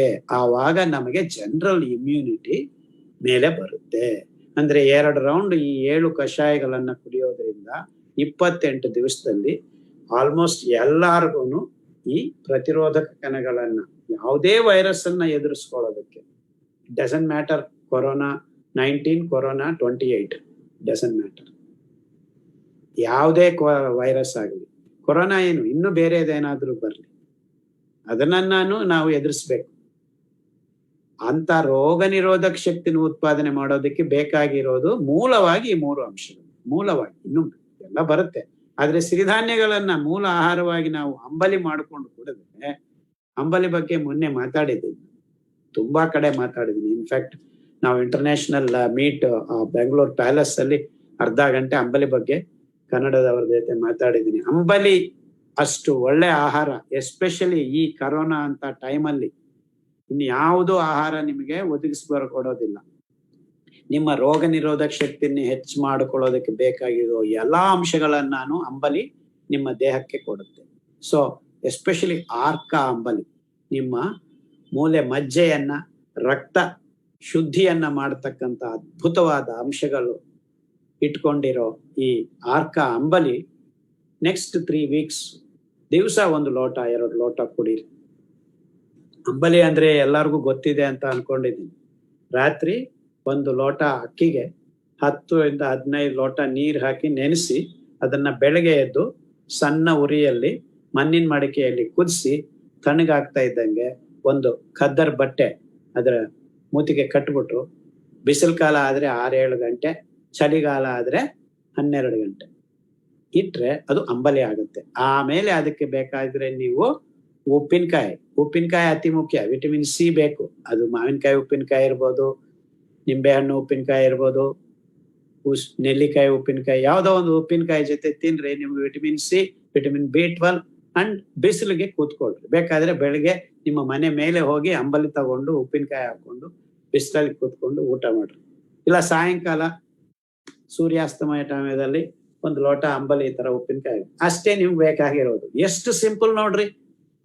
Everyone on this planet can do this. ದುಡ್ಡು ಬೇಕಾಗಿಲ್ಲ. ಬಡವರು, ಬೀದಿಯಲ್ಲಿರೋ ಕಾರ್ಮಿಕರು, ಆಟೋ ಡ್ರೈವರ್ಸ್, ಎನಿವನ್, ನೀವೇನು ಸ್ಪೆಷಲ್ ಏನೂ ಇಲ್ಲ ಇದ್ರ. ಇಷ್ಟೇ ನಿಮಗೆ ಬೇಕಾಗಿರೋದು. The whole world can come out of this corona in a matter of 6 weeks. ಈಗಲೂ ಇಷ್ಟು ಇನ್ಫಾರ್ಮೇಶನೇ ನಮಗೆ ಬೇಕಾಗಿರೋದು, ಇನ್ನೇನು ಬೇಕಾಗಿಲ್ಲ. ಓಕೆ, ಆರ್ಕ ಸಿಗಲ್ಲ ನಮಗೆ, ಯಾವುದೋ ಒಂದು ಧಾನ್ಯ ನಾರು ಜಾಸ್ತಿ ಇರೋದು, ಅದು ಕೊರಲೆ ಇರ್ಬೋದು, ಓದ್ಲಿರ್ಬೋದು, ಸಾಮೆ ಇರ್ಬೋದು, ಅವೆಲ್ಲಾನು ಕೆಲಸ ಮಾಡ್ತವೆ. ಬಟ್ ಆರ್ಕ ನಂಬರ್ 1 ಬೆಸ್ಟ್ ಫಾರ್ ರೋಗ ನಿರೋಧಕ ಶಕ್ತಿ. ಇದು ನಮ್ಮ ಪ್ರಯೋಗಗಳಲ್ಲಿ ಕಂಡುಕೊಂಡು ಬಂದಿರುತ್ತೆ. ಏನು ಸಿಗ್ತಾ ಇಲ್ಲ, ಸಜ್ಜೆ ಸಿಕ್ಕಿದ್ರು ಮಾಡ್ರಿ, ಅಂಬಲಿ ಮಾಡ್ಕೊಳ್ಳಿ, ರಾಗಿ ಅಂಬಲಿ ಮಾಡ್ಕೊಳ್ಳಿ. They are all graded. ನಾನು ಪಟ್ಟಿ ಕೊಟ್ಟಿದ್ದೀನಿ. ನಂಬರ್ 1 ಆರ್ಕ, ಎಸ್ಪೆಷಲಿ ರೋಗ ನಿರೋಧಕ ಶಕ್ತಿನ ಹೆಚ್ಚು ಮಾಡೋದಕ್ಕೆ. ಬಟ್ ಯಾವುದೇ ಆಹಾರ, ಪೀಚು, ನಾರು ಇರೋ ಪದಾರ್ಥಗಳು ಅಂಬಲಿ ಮಾಡಿಕೊಂಡ್ರೆ ನಿಮಗೆ ಈ ವಿಟಮಿನ್ B12 ಅನ್ನೋದು ನಿಮ್ಮ ದೇಹಕ್ಕೆ ಬರುತ್ತೆ. ಹೆಂಗ್ ಬರುತ್ತೆ, ಯಾಕೆ ಬರುತ್ತೆ ಅನ್ನೋದೆಲ್ಲ ತುಂಬಾ ವಿಡಿಯೋಗಳಲ್ಲಿ ಹೇಳಿದ್ದೀನಿ. ಆ ಸೂಕ್ಷ್ಮ ಜೀವಿಗಳ ಮೈಕ್ರೋಬಿಯಲ್ ಇಂಬ್ಯಾಲೆನ್ಸ್ ಅನ್ನು ಪೂರೈಸ್ಕೊಳ್ಳೋದು ಅತಿ ಮುಖ್ಯವಾದ ಅಂಶ. ಸೊ ನೀವೆಲ್ಲರೂ ಈ ವ್ಯಾಕ್ಸಿನ್ ತಲೆ ಕೆಡಿಸ್ಕೋಬೇಡಿ. ಕಂಟೈನ್ಮೆಂಟು, ಈ ಹಾ ಅಂತ ಭಯ ಪಟ್ಕೋಬೇಡಿ. ಈಗ ಏನಾಗಿದೆ ಅಂದ್ರೆ, ಈ ಡಿಜಿಟಲೈಸೇಷನ್ ಇಂದ ಪ್ರತಿಯೊಬ್ಬರಿಗೂ ಕೈಯಲ್ಲಿ ಫೋನ್ ಬಂದ್ಬಿಟ್ಟಿದೆ. ಈ ವಾಟ್ಸ್ಆಪ್, ಗ್ರಾಫಿಕ್ಸ್, ಯೂಟ್ಯೂಬ್ ಎಲ್ಲ ಇಷ್ಟ ಬಂದಂಗೆ ಎಲ್ಲಾರು ಇನ್ಫಾರ್ಮೇಶನ್, ಇದು ಅದು ಭಯ ಪಡಿಸೋದು, ಇಲ್ಲಿ ಅಲ್ಲಿ ಸತ್ತಿದ್ದಾರೆ, ಆಂಬ್ಯುಲೆನ್ಸ್ ತೋರಿಸೋದು ಈ ಮೀಡಿಯಾಗಳು, ಇವೆಲ್ಲ ತಲೆಗೆ ಹಾಕೋಬೇಡಿ. In fact corona is a weak virus. Even ನಾವು, as I told you, Uttar ಪ್ರದೇಶದಲ್ಲಿ ಸತ್ತಿರೋರನ್ನ ಬ್ರೆಜಿಲ್ ಅವ್ರನ್ನ ಕಂಪೇರ್ ಮಾಡಿದ್ರೆ it's 50 times more. Italy, America, ಇವರೆಲ್ಲಾನು ಹಂಗೆ ಆಗ್ತಾ ಇರೋದು. So it is the corporate companies, they are choosing to scare you. ಈಗ ವ್ಯಾಕ್ಸಿನ್ ಕೊಟ್ಟಿದ್ವಿ ಅಂದ ತಕ್ಷಣ ಎಲ್ಲ ಮಾಯ ಆಗ್ಬಿಡುತ್ತೆ, ಕರೋನಾ ಇರೋದಿಲ್ಲ. ಅರ್ಥ ಆಗ್ತಾ ಇದೆ ಹೇಳೋದು? ಇದೆಲ್ಲ ವಾಣಿಜ್ಯೀಕರಣದ ಒಂದು ಡ್ರಾಮಾ ನಡೀತಾ ಇದೆ ನಮ್ಮ ಪ್ರಪಂಚದಲ್ಲಿ. So they want to keep this corona vaccine going. It's a $1 trillion business ಆಗಿ ಪರಿವರ್ತನೆ ಮಾಡಿಕೊಳ್ಳೋದಕ್ಕೆ ಒಂದು ಒಳ್ಳೆ ಚಾನ್ಸ್ ಆಗಿದೆ ಇವರಿಗೆ. ಆಗ್ಲಿ, ಇದೆಲ್ಲ ಆಗ್ಲಿ. ನೀವು ವ್ಯಾಕ್ಸಿನ್ ತಗೋಬೇಡಿ ಅಂತ ನಾವು ಹೇಳ್ತಾ ಇಲ್ಲ. ತಗೊಂಡ ಮೇಲೆ ತುಂಬಾ ಜನಕ್ಕೆ ತೊಂದರೆಗಳಾಗ್ತಾ ಇದೆ. ಅಂತ ಅವ್ರಿಗೆ ಔಷಧಿ ಹೋಮಿಯೋಪತಿಯಲ್ಲಿ ಇದೆ. ನಾನು ತುಂಬಾ ದಿವಸ ಆಯ್ತು ಹೇಳಿ, ಮ್ಯಾನ್ಸಿನ್ ಎಲ್ಲ 200 ಅಂತಾನು, ಮತ್ತೆ ತೂಜಾ 200, ಈ 2 ಔಷಧಿಗಳನ್ನ ಬೆಳಗ್ಗೆ 1 ರಾತ್ರಿ 1 ಆದ್ರೂ ತಗೊಳ್ಳಿ. ಇಲ್ಲ, ಎರಡನ್ನಾನು ಮಿಕ್ಸ್ ಮಾಡಿ ಬೆಳಗ್ಗೆ 1 ಸತಿ ರಾತ್ರಿ 1 ಸತಿ 3-4 ದಿವಸ ತಗೊಂಡ್ರೆ ನಿಮಗೆ ಆ ವ್ಯಾಕ್ಸಿನೇಷನ್ ಇಂದ ಆಗ್ತಕ್ಕಂಥ ಅನಾಹುತಗಳು ಮಾಯ ಆಗ್ತಾ ಬರ್ತವೆ. ಕೆಲವು ವ್ಯಾಕ್ಸಿನ್ಗಳು ದೀರ್ಘಕಾವಳಿ ಅಂದ್ರೆ ದೀರ್ಘಕಾಲಕ್ಕೆ ತೊಂದರೆಗಳನ್ನು ಕೊಡಬಹುದು. ಈಗ ಏನು ತೊಂದರೆ ಇಲ್ಲದೆ ಇರ್ಬೋದು, ನಿಮಗೆ 3 ತಿಂಗಳಾದ್ಮೇಲೆ ಏನಾದ್ರು ತೊಂದರೆಗಳಾಗುತ್ತೆ. ಅದನ್ನೆಲ್ಲ ನಾವು ಈಗ ಹೇಳಕ್ಕೆ ಆಗೋದಿಲ್ಲ, ಕಾಲ ಹೇಳುತ್ತೆ. It has to pass, time has to pass, and then we will know about all those things. But ಅಂತ ಗೊಂದಲಗಳು ಆಗದೆ ಇರಂಗೆ ನೀವು ಹೋಮಿಯೋಪತಿಯಲ್ಲಿ ಔಷಧಿಗಳಿದೆ. ನಮ್ಮ ಕಷಾಯಗಳಲ್ಲಿ ಅದ್ಭುತವಾದ ಕಷಾಯಗಳು 3 ಹೇಳಿಕೊಟ್ಟಿದ್ದೀನಿ ಡಿಸೆಂಬರ್ ಅಲ್ಲೇನೆ. ಯಾವುದೋ ಮಾಚಿಪತ್ರಿ, ಅಮೃತಬಳ್ಳಿ ಮತ್ತು ಪಾರಿಜಾತ. ಇವು ನಿಮ್ಮ ಆಕ್ಸಿಜನ್ ಲೆವೆಲ್ಸ್ ಅನ್ನ ಅದ್ಭುತವಾಗಿ ಮೇಲಕ್ಕೆ ತರ್ತವೆ. ಸೊ ನೀವು ತಲೆ ಕೆಡ್ಸ್ಕೋಬೇಕಾಗಿಲ್ಲ. ಇಂಡಿವಿಜುವಲ್ ಆಗಿ ತುಂಬಾ ಔಷಧಿಗಳಿದೆ ಹೋಮಿಯೋಪತಿಯಲ್ಲಿ. ಕಾರ್ಬೋವೆಜು, ಪಲ್ಮೋವಲ್ಪಿಸ್, ಆಸಿಡೋಸ್ಪರ್ಮೋಸಿಸ್, ಈ ತರ ತುಂಬಾ ಔಷಧಿಗಳಿವೆ. ಅದರೆಲ್ಲ ಅಗತ್ಯ ಇಲ್ಲ. Arsenic album, bryonia, camphor, phosphorus, ಈ ತರ 4-5 ಮೆಡಿಸಿನ್ಸ್ ನೀವು ತಗೊಂಡ್ರೆ ನಿಮ್ಮ ದೇಹದಲ್ಲಿ ಅಷ್ಟು ದೂರ ಹೋಗೋಕ್ ಬಿಡೋದೇ ಇಲ್ಲ. ನಿಮ್ಗೆ ಆಕ್ಸಿಜನ್ ಕಮ್ಮಿ ಆಗ್ತಾ ಇದೆ ಅಂತ ಅನ್ಸೋದೇ ಇಲ್ಲ. ಅಂಡ್ ಇನ್ನೂ ಒಂದು ಮೋಸ ಇದೆ ಈ ಆಕ್ಸಿಜನ್ ಬಿಸ್ನೆಸ್ ಅಲ್ಲಿ. ಇದೆಲ್ಲ ಬಿಸ್ನೆಸ್ ಆಗಿ ಪರಿವರ್ತನೆ ಮಾಡ್ತಾ ಇದ್ರೆ ನಿಮ್ಗೆ ಒಳಗಡೆ ನ್ಯೂಮೋನಿಕ್ ಕಂಡೀಷನ್ ಶುರು ಆದ್ರೆ ನೀವು ಆಕ್ಸಿಜನ್ ಸಿಲಿಂಡರ್ 20 ದಿವಸ ಇಟ್ರು ನಿಮ್ಗೇನು ಉಪಯೋಗ ಆಗುದಿಲ್ಲ. ಅದು ಗ್ಯಾರಂಟಿ. ಎಲ್ಲರೂ ಸಾಯ್ತಾ ಇರೋದು ಆಕ್ಸಿಜನ್ ಸಿಲಿಂಡರ್ ಒಳಗಡೆನೆ ಸಾಯ್ತಾ ಇದಾರೆ. ಎಲ್ಲರೂ ಹಾಕೊಂಡೇ ಸಾಯ್ತಾ ಇದ್ದಾರೆ. ಅಂದ್ರೆ ಏನ್ ಅರ್ಥ ಅದರದ್ದು? ಆಕ್ಸಿಜನ್ ನೀವು ಕೊಟ್ರೆ ಅವನ್ ಬದುಕ್ತಾನೆ ಅಂತ ಅಲ್ಲ. ಆಕ್ಸಿಜನ್ ಕೊಟ್ಟಾಗ ಆತನ ದೇಹದಲ್ಲಿ ಕಣಗಳು ಆಕ್ಸಿಜನ್ ಹೀರ್ಕೊಳಕ್ ಸಾಧ್ಯ ಆಗ್ತಾ ಇಲ್ಲ. ಲಂಗ್ಸ್ ಅಲ್ಲಿ ಆ ಎಕ್ಸ್ಚೇಂಜ್ ಆಗ್ತಾ ಇಲ್ಲ. ರಕ್ತಕ್ಕೆ ಗಾಳಿ ಹೊರಗಡೆಯಿಂದ ಹೋಗ್ತಾ ಇರೋ ಆಕ್ಸಿಜನ್ಕ್ಕೆ. ಸೊ ಇವೆಲ್ಲ ಸ್ಟ್ಯಾಟಿಸ್ಟಿಕ್ಸ್ ನಮಗೆ ಅರ್ಥ ಆಗ್ತಾ ಇಲ್ಲ. ಈ ಗೊಂದಲಗಳು ಆಗ್ಬಾರದು. ನಾವು ಇದನ್ನ ಮೊದಲೇ ಪರಿಷ್ಕಾರಗಳನ್ನ ಹುಡುಕೋಬೇಕು. ಆ ಸ್ಟೇಜಿಗೆ ಹೋಗ್ಲೇಬಾರ್ದು ನಾವು. ಓಕೆ, ಸೊ ಮನಂಚೆ ನಾವೆಲ್ಲ ಮಾಡಬೇಕಾಗಿದ್ದು ತುಂಬಾ ಸರಳವಾಗಿದೆ. ಏನು? ನಮ್ಮ ರೋಗ ನಿರೋಧಕ ಶಕ್ತಿ ಹೆಂಗೆ ಹೆಚ್ಚಿಸ್ಕೋಬೇಕು ಅನ್ನೋದ್ರ ಬಗ್ಗೆ ಮಾತ್ರ ಗಮನ ಕೊಟ್ರೆ ಈ ಕರೋನಾ ವೈರಸ್ ನಮ್ಮನ್ನೇನ್ ಮಾಡೋದಿಲ್ಲ. ಇನ್ನು ಮುಂದೆ ಭವಿಷ್ಯದಲ್ಲಿ ಬರೋ ಎಂತ ವೈರಸ್ ಆದ್ರೂ ನಾವು ಎದುರಿಸ್ಕೋಬಹುದು. ಇದು ಶಾಶ್ವತ ಪರಿಷ್ಕಾರ. ಈ ವ್ಯಾಕ್ಸಿನೇಷನ್ದು ಶಾಶ್ವತ ಅವೈಜ್ಞಾನಿಕ. ನಾವು ಶಾಸ್ತ್ರೀಯವಾಗಿ ಯೋಚನೆ ಮಾಡಬೇಕು. ಇಂಥ ಭಯಾನಕ ರೋಗಗಳಿಗೆ ಮಾನವ ಜಾತಿ ಮುಂದೆ ಬರುವ ದಿವಸಗಳಲ್ಲಿ ಪರಿಷ್ಕಾರವನ್ನು ಕಂಡುಕೊಳ್ಳೋ ರೀತಿಯಲ್ಲಿ ನಾವು ಈ ಸಂದರ್ಭವನ್ನ ಸರಿಯಾಗಿ ಉಪಯೋಗಿಸ್ಕೋಬೇಕು. ಆ ನಿಟ್ಟಿನಲ್ಲಿ ಯೋಚನೆ ಮಾಡಬೇಕು. ಆ ನಿಟ್ಟಿನಲ್ಲಿ ಸಮಾಚಾರವನ್ನು ಕಲೆ ಹಾಕ್ಬೇಕು. ಆ ನಿಟ್ಟಿನಲ್ಲಿ ವಿಷಯ ಸಂಗ್ರಹ ಹಾಕ್ಬೇಕು. ಆ ನಿಟ್ಟಿನಲ್ಲಿ ವಿಷಯವನ್ನ ಹೆಂಗೆ ಹರಡಿಸ್ಬೇಕು ಅನ್ನೋದ್ರ ಬಗ್ಗೆ ನಾವೆಲ್ಲರೂ ಯೋಚನೆ ಮಾಡ್ಬೇಕು. ಸೊ ಈ ಕೆಲಸ ನಾನು 10-15 ವರ್ಷ ಹಿಂದೆನೆ ಈ ತರ ಭಯಾನಕ ರೋಗಗಳು ಬರ್ಬೋದು ಅಂತ ಗೊತ್ತಿದ್ದು, ಆ ನಿಟ್ಟಿನಲ್ಲಿ ಸಾಂಕ್ರಾಮಿಕ ರೋಗಗಳು, ರೋಗ ನಿರೋಧಕ ಶಕ್ತಿ ಅನ್ನುವ 2 ಅಂಶಗಳ ಬಗ್ಗೆ ತುಂಬಾ ಸಮಯ ನನ್ನ ಉಪನ್ಯಾಸಗಳಲ್ಲಿ ಹೇಳ್ಕೊಂಡು ಬರ್ತಾನೇ ಇದ್ದೀನಿ. ನನ್ನ ದುರದೃಷ್ಟಕ್ಕೆ ಈ ಕರೋನಾ ಬರಬೇಕಾಗಿತ್ತು, ಎಲ್ಲರಿಗೂ ಇದು ಅರ್ಥ ಆಗುತ್ತೆ. I wish there was no corona, but it has come. But ಏನು ತೊಂದರೆ ಇಲ್ಲ. ಈಗಲೂ ಹೆಚ್ಚು ಜನ ಸತ್ತಿಲ್ಲ ನಮ್ಮ ದೇಶದಲ್ಲಿ ಬೇರೆ ದೇಶಗಳಿಗೆ ಕಂಪೇರ್ ಮಾಡಿದ್ರೆ. ಕಾರಣ ಇಷ್ಟೇ, ನಾವು ಇನ್ನೂ ಪೂರ್ತಿಯಾಗಿ ಮಾಂಸಾಹಾರಗೆ ದೇಶ ಆಗಿಲ್ಲ. ನಾವು ನಮ್ಮ ದೇಶದಲ್ಲಿ ಮಾಂಸಾಹಾರಗಳು ಇದ್ದಾರೆ, ತುಂಬಾ ಜನ ಇದ್ದಾರೆ, ಇಲ್ಲ ಅಂತ ಅಲ್ಲ. ಆದ್ರೂ ಬೇರೆ ದೇಶಗಳಲ್ಲಿ ಬೆಳಗ್ಗೆ ಮಧ್ಯಾಹ್ನ ರಾತ್ರಿ 3 ಹೊತ್ತು ಮಾಂಸ ತಿಂತಾರೆ. ನಮ್ಮ ದೇಶದಲ್ಲಿ ಇನ್ನೂ ಆ ಸ್ಥಿತಿ ಬಂದಿಲ್ಲ. ತಿಂತಾ ಇದ್ದಾರೆ ಈ ನಡುವೆ ಸ್ವಲ್ಪ ದುಡ್ಡು ಇರೋರು ಆ ಕಡೆ ಈ ಕಡೆ 24x7 ಬಿರಿಯಾನಿ ಪಲಾವು ಅಂತಾನು. ಬಟ್ ಇನ್ನು including Muslims, I have known ತುಂಬಾ ಜನ ನಮ್ಮ ಮುಸ್ಲಿಂ ಬಾಂಧವರು ವಾರಕ್ಕೊಮ್ಮೆ ಅಥವಾ 2 ವಾರಕ್ಕೊಮ್ಮೆ ಹಬ್ಬ ಬಂದಾಗ ಅಲ್ಪ ಸ್ವಲ್ಪ ತಿಂತಾ ಇದ್ದಾರೆ. ಅವ್ರು ಇನ್ನು ತುಂಬಾ ತರಕಾರಿ ಮೇಲೇನೆ ಅನ್ನ ಗೋಧಿ ತಿಂತಾ ಇದ್ದಾರೆ. ಬಟ್ ಆಫ್ ಕೋರ್ಸ್ ನಾನು ತುಂಬಾ ಉಪನ್ಯಾಸಗಳಲ್ಲಿ ಬಿಳಿ ಹಿಟ್ಟು, ಅದೇ ಮೈದಾ ಹಿಟ್ಟು, ಈ ಅಕ್ಕಿ, ಅವೂನು ನಮ್ಮ ದೇಹದಲ್ಲಿ ಗ್ಲೂಕೋಸ್ ಇಂಬ್ಯಾಲೆನ್ಸ್ ಮಾಡೋದ್ರಿಂದ ರೋಗ ನಿರೋಧಕ ಶಕ್ತಿಯನ್ನ ಕಮ್ಮಿ ಮಾಡ್ತೇವೆ ಅಂತ ತುಂಬಾ ವೈಜ್ಞಾನಿಕವಾಗಿ ಎಷ್ಟೊಂದು ಕಡೆ ಹೇಳಿದ್ವಿ. ಸೊ ನಾವು ನಿಜವಾಗ್ಲೂ ಆರೋಗ್ಯವಾಗಿ ಇಂಥ ವೈರಾಣುಗಳನ್ನ ಭವಿಷ್ಯದಲ್ಲಿ ಶಾಶ್ವತವಾಗಿ ಈ ಗೊಂದಲ ಇಲ್ಲದೆ ಇರಂಗೆ ಮಾಡ್ಕೋಬೇಕು ಅಂದ್ರೆ ಎಲ್ಲರೂ ನಾಳೆಯಿಂದ ಸಿರಿಧಾನ್ಯಗಳಿಗೆ ನಮ್ಮ ಮೂಲ ಆಹಾರವಾಗಿ ಬದಲಾವಣೆಗಳನ್ನ ಮಾಡ್ಕೋಬೇಕು. ಅತಿ ಮುಖ್ಯವಾದ ಅಂಶ. ಅನ್ನು 2ನೇದು, ಹುಳಿ ಅಂಶ ಇರೋ ಪದಾರ್ಥಗಳು ನಮ್ಮ ದೇಹಕ್ಕೆ ವಾರದಲ್ಲಿ 2-3 ಸತಿ ಆದ್ರೂ ಹೋಗ್ತಾ ಇರ್ಬೇಕು. ಅಂದ್ರೆ ನೆಲ್ಲಿಕಾಯಿ ಆಗ್ಲಿ, ನಿಂಬೆ ಹಣ್ಣಾಗ್ಲಿ, ಹುಣಸೆ ಹಣ್ಣಾಗ್ಲಿ, ಅಥವಾ ಮಾವಿನಕಾಯಿ ಆಗ್ಲಿ, ಅಥವಾ ಪುಂಡಿ ಸೊಪ್ಪು, ಈ ತರದ್ದೆಲ್ಲ ನಾವು ಸರಿಯಾಗಿ ಊಟ ಮಾಡ್ತಾ ಇರ್ಬೇಕು. ಇದು ವಿಟಮಿನ್ ಸಿ ವ್ಯವಸ್ಥೆಯನ್ನ ನಮ್ಮ ದೇಹದಲ್ಲಿ ತುಂಬಿಕೊಡುತ್ತೆ. ವಿಟಮಿನ್ B12 ಬೇಕಾಗಿರೋದು ಅಂಬಲಿ. ಅಂಬಲಿ ಬಿಟ್ರೆ ಇನ್ನೇನು ಇಲ್ಲ ಪ್ರಪಂಚದಲ್ಲಿ. ಅದ್ಭುತವಾದ ಅಮೃತ ತುಲ್ಯ ಆಹಾರ ಪದಾರ್ಥ ಅಂದ್ರೆ ಅಂಬಲಿ. ಅಂಬಲಿ ಮಾಡ್ಕೊಳ್ಳೋದು ಎಲ್ಲರಿಗೂ ತುಂಬಾ ಸುಲಭ. ಇನ್ಫ್ಯಾಕ್ಟ್ 1 kg ಅಕ್ಕಿಯನ್ನ ಸ್ವಲ್ಪ ತರಿ ಮಾಡಿ ಅಂಬಲಿ ಮಾಡಿದ್ರೆ 20 ಜನಕ್ಕೆ ಊಟ ಆಗುತ್ತೆ. ಎಷ್ಟು ಸರಳ, ಎಷ್ಟು ಈಸಿ, ಎಷ್ಟು ಸುಲಭ ಅಂದ್ರೆ ಯಾರಾದ್ರೂ ಅಡಿಗೆ ಮಾಡ್ಕೋಬಹುದು. ಅಡಿಗೆ ಮಾಡಕ್ ಬರಲ್ಲ ಅಂತ ಹೇಳೋ ಅಗತ್ಯ ಇದೆ. ಅಂಬಲಿ ಮಾಡೋದಷ್ಟು ಈಸಿ ಯಾವುದೂ ಇಲ್ಲ. Any 5-year-old baby also can cook this. ನೆನೆಸೋದು, ಮಣ್ಣಿನ ಮಡಿಕೆಯಲ್ಲಿ ಸಣ್ಣ ಉರಿ ಬಿಟ್ಬಿಡೋದು, ಒಂದು 15 ನಿಮಿಷ ಕಾಯೋದು, ತಣ್ಣಗಾದ್ಮೇಲೆ ಬಟ್ಟೆ ಕಟ್ಟಿ, ಇಷ್ಟೇ. ಇದಕ್ಕೆ ನಿಮಗೆ ಅಡಿಗೆ ಮಾಡೋ ಸ್ಕಿಲ್ಸ್ ಯಾವ್ದು ಬೇಕು.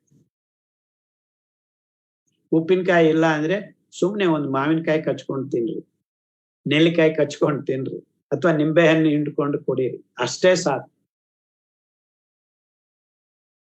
ಇನ್ನು ಇಂಪಾರ್ಟೆಂಟ್, ಅತಿ ಮುಖ್ಯ, ಇದನ್ನೆಲ್ಲ ಬ್ಯಾಕ್ ಗ್ರೌಂಡ್ ಅಲ್ಲಿ ನಿಮಗೆ ವಿಟಮಿನ್ ಡಿ ಇಲ್ಲದೆ ಇದ್ರೆ ಯಾವ ರೋಗ ನಿರೋಧಕ ಶಕ್ತಿ ನಿಮ್ಗೆ ಬರೋದಿಲ್ಲ.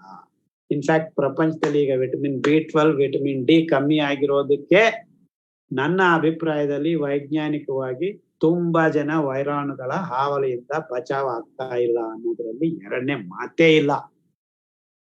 ವೈಜ್ಞಾನಿಕವಾಗಿ ಹೇಳ್ಕೊಳ್ಳಿ, ಏನಾದ್ರೂ ಹೆಸರಿಟ್ಕೊಳ್ಳಿ. This is the only reason why people are having viral infections. If your vitamin D, vitamin B, vitamin C are not in place, ನಿನಗೆ ಗ್ಯಾರಂಟಿ ತೊಂದರೆ. ಆಕ್ಚುಲಿ ಈ ಮೂರನ್ನ ಗಟ್ಟಿಯಾಗಿ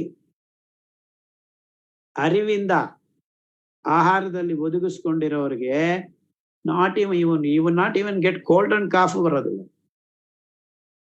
ಕೋಲ್ಡ್ ಅಂಡ್ ಕಾಫ್ ಬರೋದು ಅಷ್ಟು ಗ್ಯಾರಂಟಿ ಕೊಡ್ತೀನಿ. And there are hundreds and thousands and lakhs of people who have followed this and enjoying good health. ಈಗ ಎಲ್ಲರೂ ಬೊಬ್ಬೆ ಮಾಡ್ತಾ ಇದ್ರಲ್ಲ, ನಾನು ಕಳೆದ ವರ್ಷದಿಂದ ನಮ್ಮ ಕ್ಲಿನಿಕ್ ಅಲ್ಲಿ ಆಲ್ಮೋಸ್ಟ್ ಡೈಲಿ ಪಾಸಿಟಿವ್ ಅನ್ನೋರ್ನ ನೋಡ್ತಾನೆ ಇದ್ದೀನಿ. ವ್ಯಾಕ್ಸಿನ್ ಹಾಕೊಂಡು ತೊಂದರೆ ಆಗಿದೆ ಅಂತ ಈ ಕಳೆದ ತಿಂಗಳಿಂದ ಜನ ಅಂತ ಬರ್ತಾನೆ ಇದ್ದಾರೆ.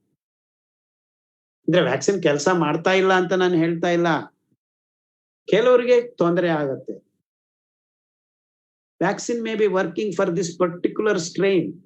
ಇನ್ನೊಂದು ಬದಲಾವಣೆ ಮಾಡಿಕೊಂಡು ಕೊರೋನಾ ಇನ್ನೊಂದು 4ನೇ ಅಲೆ ಅಥವಾ 5ನೇ ಅಲೆಗೆ ಬಂದ್ರೆ ಅವಾಗ ಈ ವ್ಯಾಕ್ಸಿನ್ ಕೆಲಸ ಮಾಡ ಮತ್ತೆ ಶುರು ಹಚ್ಕೋ ಇನ್ನೊಂದು ವ್ಯಾಕ್ಸಿನ್ಗೆ. ಎಂತ ಮೂಢತನ ಅದು ಅಲ್ವಾ? So you go on chasing vaccines. It's good only for biotech companies, ಅಷ್ಟು ಬಿಟ್ರೆ ಇನ್ ಯಾರಿಗೂ ಇಲ್ಲ. ಸೊ ಈ ತಜ್ಞರೆಲ್ಲ ಕೂತ್ಕೊಂಡು ಇದು ಅದು ಅಂತ ಹೇಳಕ್ ಶುರು ಮಾಡ್ತಾರೆ. ಸ್ಪೈಕ್ ಪ್ರೋಟೀನ್ ಇದು ಮಾಡಿದೀವಿ, ರೆಟ್ರೋ ವೈರಸ್ ಇಂದ ವ್ಯಾಕ್ಸಿನ್ ಮಾಡ್ತೀವಿ, mRNA ಇಂದ ವ್ಯಾಕ್ಸಿನ್ ಮಾಡ್ತೀವಿ, ಈ ತರ ಮಾಡ್ತೀವಿ, ಆ ತರ ಮಾಡ್ತೀವಿ, ತುಂಬಾ ಜೀನಿಯಸ್ ಇದು ಅದು ಅಂತ ಎಲ್ಲ ಲೊಟ್ಟೆಲೋಸ್ಕು. The whole process itself is unscientific. It's nothing but business endeavour. ಇಷ್ಟಕ್ಕಿಂತ ಎರಡನೇ ಮಾತಿಲ್ಲ ಇದು. ಸೊ ಗವರ್ಮೆಂಟ್ಗಳೆಲ್ಲ ಈ ಕಾರ್ಪೊರೇಟ್ ಕಂಪನಿಗಳ ಕೈಯಲ್ಲಿ ಸಿಕ್ಕಾಕೊಂಡಿವೆ. And I have been telling you from the day one, ನಿಮ್ಮ ಆರೋಗ್ಯ ನಿಮ್ಮ ಕೈಯಲ್ಲಿ ಇರಬೇಕು, ಆಸ್ಪತ್ರೆಗಳಲ್ಲಿ ಡಾಕ್ಟರ್ ಕೈಗಳಲ್ಲಿ ಇರಬಾರ್ದು. ಅದೇ ಮಾತು ಮತ್ತೆ ಹೇಳ್ತಾ ಇದ್ದೀನಿ. ಕರೋನಾ ಆಗಲಿ, ನಿಮ್ಮ ಡಯಾಬಿಟಿಸ್ ಆಗಲಿ, BP ಆಗಲಿ, ಪಾರ್ಶ್ವವಾಯು ಆಗಲಿ, ಬುದ್ಧಿಮಾಂದ್ಯತೆ ಆಗಲಿ, ಯಾವುದೇ ಕಾಯಿಲೆಗೆ ನೀವು ಆಸ್ಪತ್ರೆಗಳ ಸುತ್ತಲೂ ಸುತ್ತಬಾರದು. ಆರೋಗ್ಯದ ಅಂಶಗಳು ನಿಮ್ಮ ಕೈಯಲ್ಲಿ ಇರಬೇಕು, ನಿಮ್ಮ ಮನೆಯಲ್ಲಿ ಇರಬೇಕು, ನಿಮ್ಮ ಅಡಿಗೆ ಮನೆಗೆ ಬರಬೇಕು. ಇದು ನಾನು ಕರೋನಾ ಬಗ್ಗೆ ಮಾತ್ರ ಮಾತಾಡೋದಲ್ಲ, ಇದು ನನ್ನ ಧಾಟಿ ಮೊದಲಿಂದಾನು ಇದೇ ಇದೆ. ಈ ಡಾಕ್ಟರ್ಗಳ ಕಡೆಗೆ ತಲೆ ಹಾಕ್ಬೇಡಿ. ನಿಮಗೆ ಸಿಗೋದು ಟ್ಯಾಬ್ಲೆಟ್ ಅಥವಾ MRI ಸ್ಕ್ಯಾನು, CT ಸ್ಕ್ಯಾನು, ಆ ಸ್ಕ್ಯಾನು, ಈ ಸ್ಕ್ಯಾನು ಅಷ್ಟೇ. ಆಮೇಲೆ ನಿಮ್ಮ ದುಡ್ಡೆಲ್ಲ ಸ್ಕ್ಯಾಮ್ ಆಗುತ್ತೆ, ಇನ್ನೇನು ಆಗ್ತಾ ಇಲ್ಲ.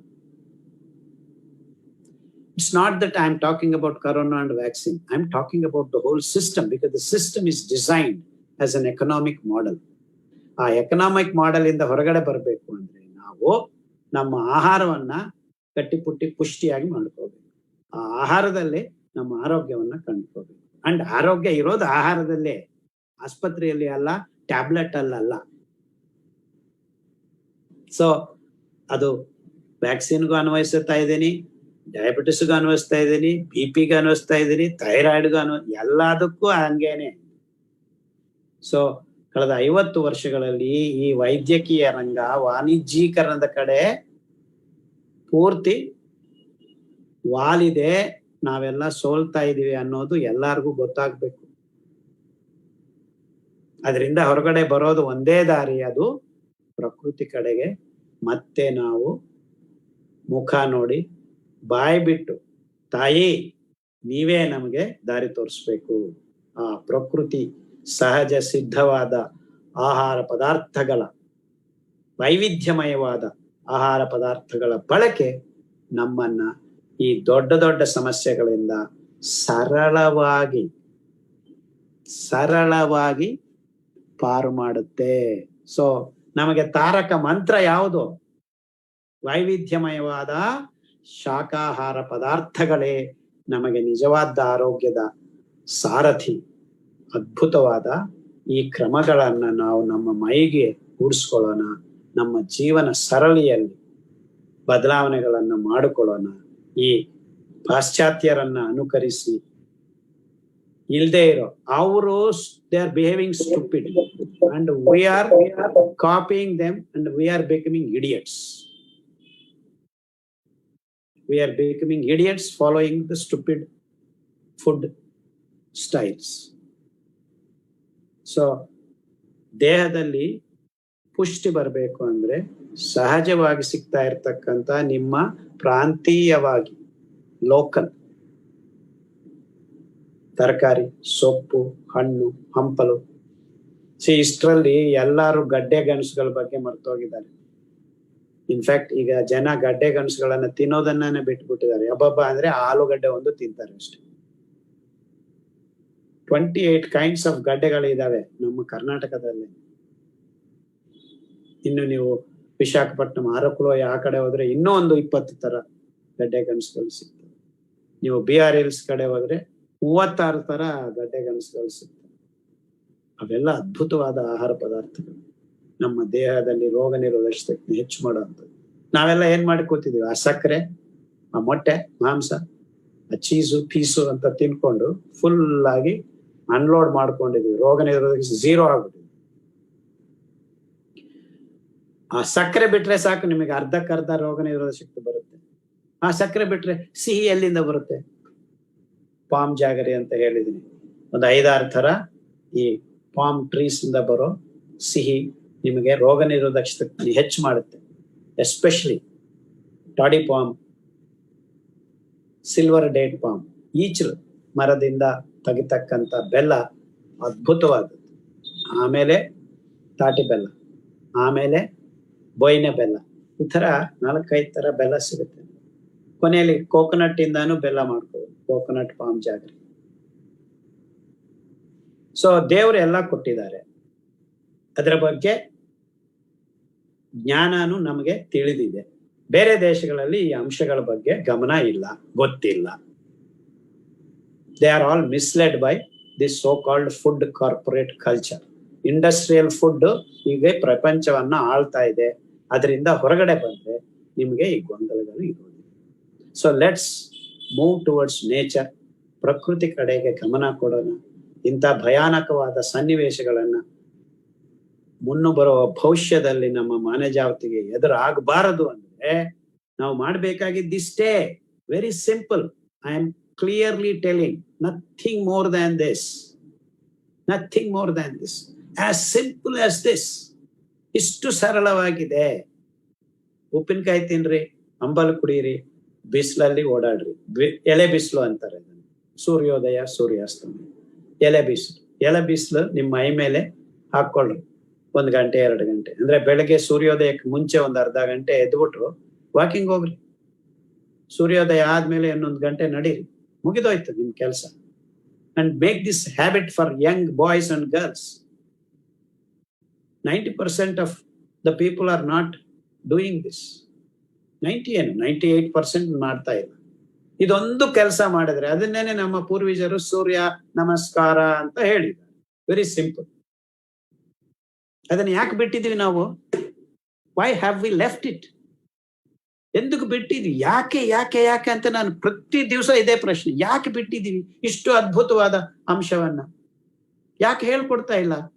ನಮ್ಮ ಸರ್ಕಾರಗಳು ಇದರ ಬಗ್ಗೆ ಮಾತಾಡ್ತಾ ಇಲ್ಲ, ನಮ್ಮ ವೈದ್ಯರು ಇದ್ರ ಬಗ್ಗೆ ಮಾತಾಡ್ತಾ ಇಲ್ಲ. ರೋಗ ನಿರೋಧಕ ಶಕ್ತಿಗೆ ಬುನಾದಿ ವಿಟಮಿನ್ ಡಿ ಮತ್ತೆ ವ್ಯಾಕ್ಸಿನ್ ಅಂತ ಹಿಂದೆ ಓಡೋದು. ಇನ್ಫ್ಯಾಕ್ಟ್ ವ್ಯಾಕ್ಸಿನ್ ತಗೊಂಡ್ರು ಎಲ್ಲಾರ್ಗು ಕೆಲಸ ಮಾಡಲ್ಲ ಅಂತಾನೆ ಇವರು ಹೇಳ್ತಾ ಇರೋದು, ತಜ್ಞರು ಹೇಳ್ತಾರೆ. ಅದನ್ನ we have to see how it response. 2 ಸತಿ ತಗೊಂಡಿರೋರ್ಗು ಮತ್ತೆ ಕೊರೋನಾ ಪಾಸಿಟಿವ್ ಬಂದಿದೆ ಅಂದ್ರೆ ಏನ್ ಅರ್ಥ? Each and every individual is different. It is only general block remedies ಅಲ್ಲ ಇದು. So even vaccination is going to be received differently from each individual. ಅದಕ್ಕೆ ನಾನು ಹೇಳ್ತಾ ಇರೋದು, ಆರೋಗ್ಯ ನಿಮ್ಮ ವ್ಯಕ್ತಿಪರವಾದದ್ದು. ಆ ಸ್ಪೆಸಿಫಿಸಿಟಿ ಇರುತ್ತೆ. ಅಂದ್ರೆ ನಿಮ್ಮ ಆರೋಗ್ಯ ನಿಮ್ಮ ಕೈಯಲ್ಲಿ, ನೀವು ಮಾಡ್ಕೊ. ಜನರಲ್ ರೂಲ್ಸ್ ಇದೆ, general rules are there, but each and every one has to make this happen in his or her own body. ಪ್ರತಿಯೊಬ್ಬರು ತಮ್ಮ ದೇಹದಲ್ಲಿ ಈ ಅಂಶಗಳನ್ನ ಕೂಡಿಸ್ಕೋಬೇಕು, ಮಾಡಿಸ್ಕೋಬೇಕು. ರೋಗ ನಿರೋಧಕ ಶಕ್ತಿವನ್ನ ಹೆಚ್ಚಿಸ್ಕೋಬೇಕು. That's how health is individual, ವ್ಯಕ್ತಿಪರವಾದದ್ದು. ಹರ್ಡ್ ಇಮ್ಯುನಿಟಿ, ಈ ಇಮ್ಯುನಿಟಿ, ಆ ಇಮ್ಯುನಿಟಿ ಏನೇನೋ ಬತಗಳು ಬಳಸ್ತಾರೆ ಇವರು. ಬಟ್ ಇಮ್ಯುನಿಟಿ ಬರಬೇಕಾಗುತ್ತೆ ನಿಮ್ಮ ದೇಹದಲ್ಲಿ, ನಿಮಗೆ ನಿಮಗೆ ನಿಮಗೆ. ಅದಕ್ಕೆ ಏನ್ ಮಾಡಬೇಕು ಅನ್ನೋದನ್ನ ನಾವು ಗಮನ ಕೊಡಬೇಕು. ಅದರ ಬಗ್ಗೆನೇ ನಾನು ಮಾತಾಡ್ತಾ ಇದ್ದೀನಿ. ಈ ಮಧ್ಯದಲ್ಲಿ ಅವರನ್ನ ಕ್ರಿಟಿಸೈಸ್ ಮಾಡ್ಬೇಕಾಗಿ ಬರ್ತಾ ಇದೆ. ಯಾಕಂದ್ರೆ ಅವ್ರೆಲ್ಲಾರು ತಪ್ಪು ಮಾಡ್ತಾ ಇದ್ದಾರೆ, ನಮ್ಮನ್ನ ತಪ್ಪು ದಾರಿಯಲ್ಲಿ ತಗೊಂಡು ಹೋಗ್ತಾ ಇದ್ದಾರೆ ಅಷ್ಟೇ. ಸೊ ವ್ಯಾಕ್ಸಿನ್ ತಗೊಂಡಿದ್ರೆ ಏನಾದ್ರು ಗೊಂದಲಗಳಾಗ್ತಾ ಇದ್ರೆ ನಿಮ್ಗೆ ಔಷಧಿ ಹೇಳಿದೀನಿ, ಮ್ಯಾನ್ಸಿನೆಲ್ಲ, ತೂಜಾ 200 ಹೋಮಿಯೋಪತಿ ಮೆಡಿಸಿನ್ಸ್ ನಿಮ್ಗೆ ಈ ಅವಾಂತರಗಳಿಂದ ಪಾರ್ ಮಾಡೋದಕ್ಕೆ ತುಂಬಾ ಸಹಾಯ ಮಾಡುತ್ತೆ. ಬಟ್ ನಿಜವಾಗಲೂ ಶಾಶ್ವತ ಪರಿಷ್ಕಾರಗಳು ನಿಮಗೆ ಕಷಾಯಗಳು, ಕಾಷಾಯ ಮತ್ತು ಅಂಬಲಿ. ಈ ಕೊರೋನಾಗೆ ಬೇಕಾಗಿರೋ 3 ಕಷಾಯಗಳು ಮಾಚಿಪತ್ರಿ, ಪಾರಿಜಾತ ಮತ್ತು ಅಮೃತಬಳ್ಳಿ. ಈ ಕಷಾಯಗಳನ್ನ ಬರೋ 4-5 ತಿಂಗಳು ಎಲ್ಲರೂ ವಾರ ವಾರ ಬದಲಾವಣೆ ಮಾಡಿ ಕುಡಿತಾ ಇರ್ರಿ.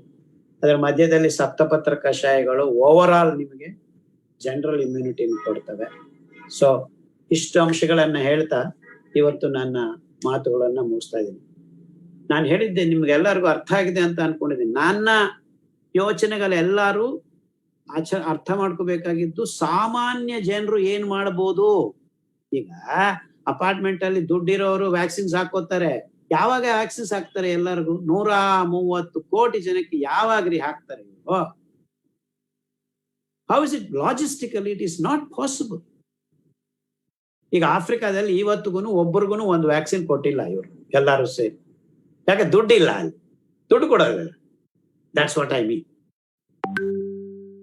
ಹ್ಯುಮ್ಯಾನಿಟಿ ಹೂ ಅಂತ ಮಾತಾಡ್ತಾರೆ. ನಮ್ಮ ದೇಶದಲ್ಲಿ ನಾವೇ ಉತ್ಪಾದನೆ ಮಾಡ್ತಾ ಇದ್ರು ಈ ಬಿಸಿನೆಸ್ ಕಮಿಟ್ಮೆಂಟ್ಸ್ ಇಂದ ನಾವು ಬೇರೆ ದೇಶಗಳಿಗೆ ಕಳಿಸ್ಲೇಬೇಕಾಗತ್ತೆ. ಅದು ಅರ್ಥ ಮಾಡ್ಕೋಬೇಕು. ತುಂಬಾ ಜನ ಕ್ರಿಟಿಸೈಸ್ ಮಾಡ್ತಾರೆ, ನಮ್ಮ ದೇಶದಲ್ಲೇ ನಮಗೆ ವ್ಯಾಕ್ಸಿನ್ ಇಲ್ಲ, ಬೇರೆ ದೇಶಗಳಿಗೆ ಕಳಿಸ್ತಾ ಇದೆ ಭಾರತ ದೇಶ ಅಂತ. ಬಟ್ ಅದು ಒಟ್ಟಾರೆ ಎಲ್ಲಾರು ಸೇರಿ ಮಾಡ್ತಾ ಇರೋದು. ಸೊ ಆ ಕಮಿಟ್ಮೆಂಟ್ಸ್ ಇರ್ತವೆ. ನಾನು ಹೇಳ್ತಾ ಇರೋದು the whole process itself is unscientific. ಎಷ್ಟು ಜನಕ್ಕಂತೆ ಕೊಡ್ತೀರಾ ನೀವು?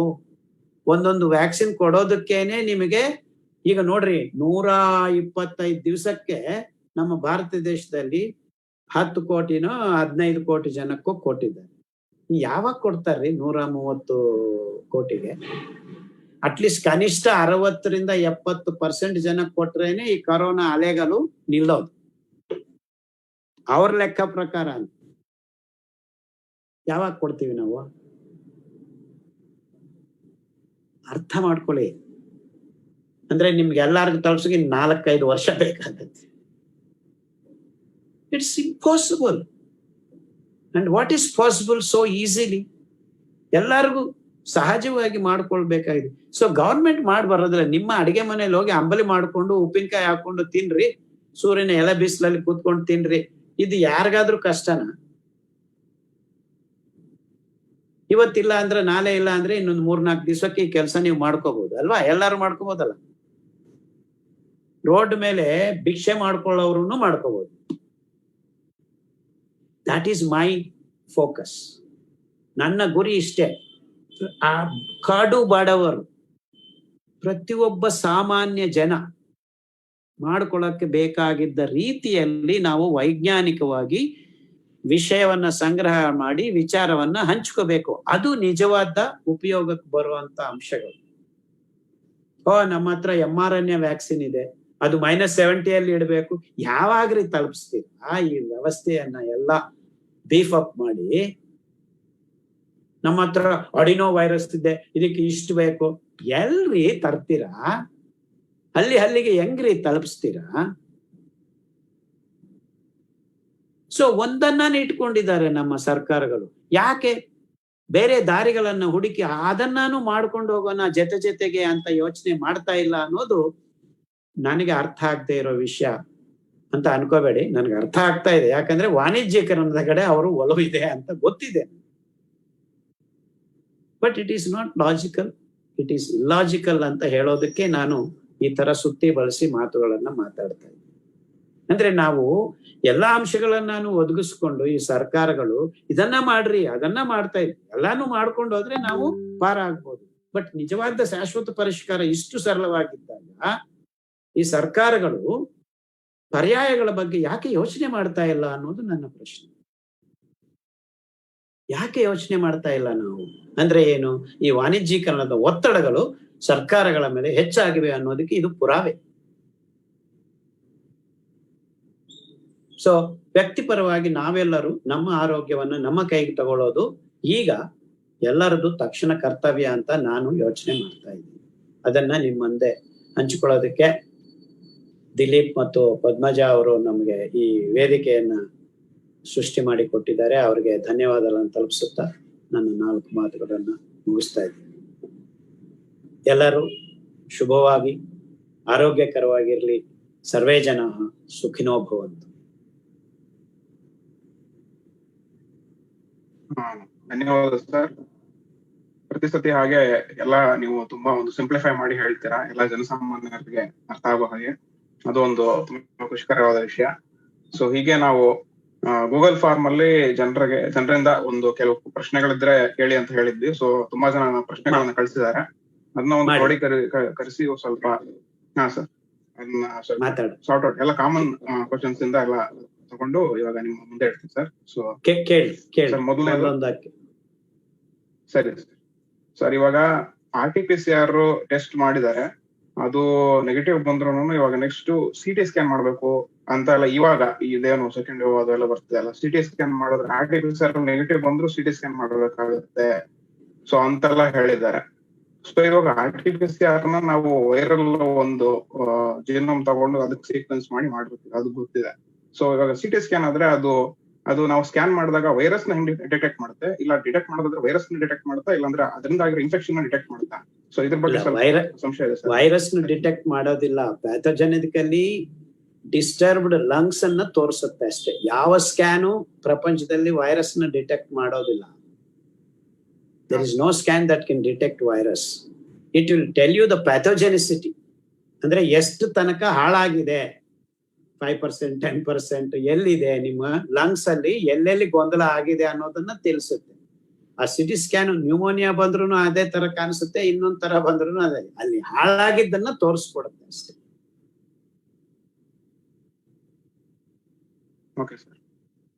ಸೊ ಈ PCR ಟೆಸ್ಟ್ నేను ಹೇಳಿದ್ನಲ್ಲ, PCR test is absolutely useless. ಅದನ್ನ ಯಾಕೆ ಮಾಡಿಸ್ತಾರೆ ಅಂದ್ರೆ ದುಡ್ಡು ಅಷ್ಟೇ, ಇನ್ನೇನು ಇಲ್ಲ. ಕಂಪನಿಗಳಿಗೆ ದುಡ್ಡು ಬೇಕು, ಅದೊಂದು ಡ್ರಾಮಾ, ಸ್ಕೀಮು, ಸ್ಕ್ಯಾಮು.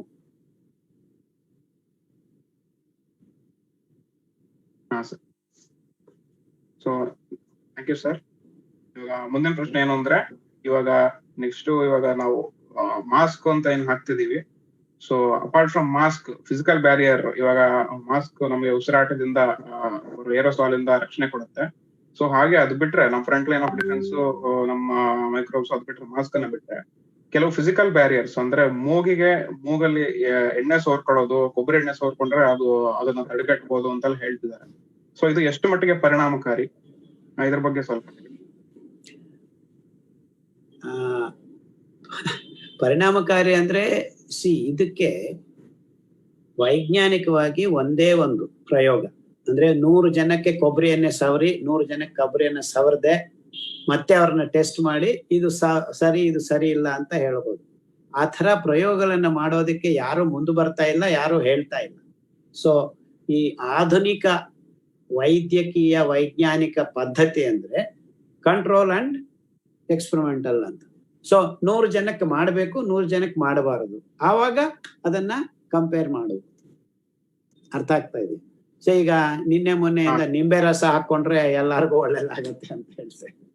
ಸೊ ನಿಂಬೆ ರಸ ಹಾಕೊಳ್ರಿ, ಕೊಬ್ಬರಿ ಎಣ್ಣೆ ಸವರ್ರಿ, ಇದೆಲ್ಲಾನು ಮಾಡ್ಕೋಬಹುದು, ಅದರಿಂದ ಏನು ತೊಂದರೆ ಇಲ್ಲ. 4 ದಿವಸ ಕೊಬ್ಬರಿ ಎಣ್ಣೆ ಸವರ್ಕೊಂಡ್ರೆ ಏನು ತೊಂದರೆ ಇಲ್ಲ. So they are not unnatural and they are not going to create you any serious troubles. ಹಬ್ಬ ಅಂದ್ರೆ ಒಂದಿಷ್ಟು ಕೊಬ್ಬರಿ ಎಣ್ಣೆ ನಿಮ್ ಮೂಗು ಒಳಗಡೆ ಹೋಗುತ್ತೆ. ಕೆಲವರಿಗೆ ಸ್ವಲ್ಪ ಕೆಮ್ಮು ಬರ್ಬೋದು ಗಟ್ಟಿಯಾಗಿ ಜಾಸ್ತಿ ಹಾಕೊಂಡ್ರೆ.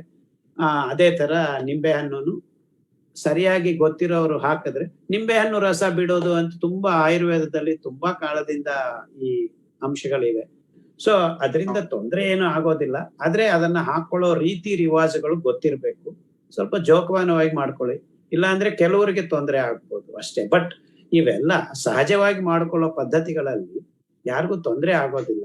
ಸೊ ಅದನ್ನೆಲ್ಲ ಜನ ಈಗ ಬಿಸಿ ಬಿಸಿಯಾಗಿ ಕಷಾಯ ಕುಡೀರಿ ಅಂತ ಹೇಳ್ತಾರೆ. ಅದು ನಾನು ತಪ್ಪು ಅಂತ ಡೈರೆಕ್ಟ್ ಆಗಿ ಹೇಳ್ತೀನಿ.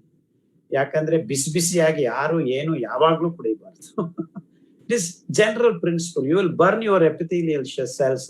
ಸೊ ಈವನ್ ಕಷಾಯ, ನಾವು ಹೇಳೋ ಕಷಾಯ ಉಗುರು ಬೆಚ್ಚಗ್ ಮಾಡ್ಕೊಂಡೇ ಕುಡೀರಿ ಅಂತ ಹೇಳೋದು. ಸೊ ಕಷಾಯ ಬಿಸಿ ಬಿಸಿಯಾಗಿ ಕುಡಿದ್ರೆ ವೈರಸ್ ಸತ್ತೋಗುತ್ತೆ, ಇವೆಲ್ಲ ನಾನ್ sense.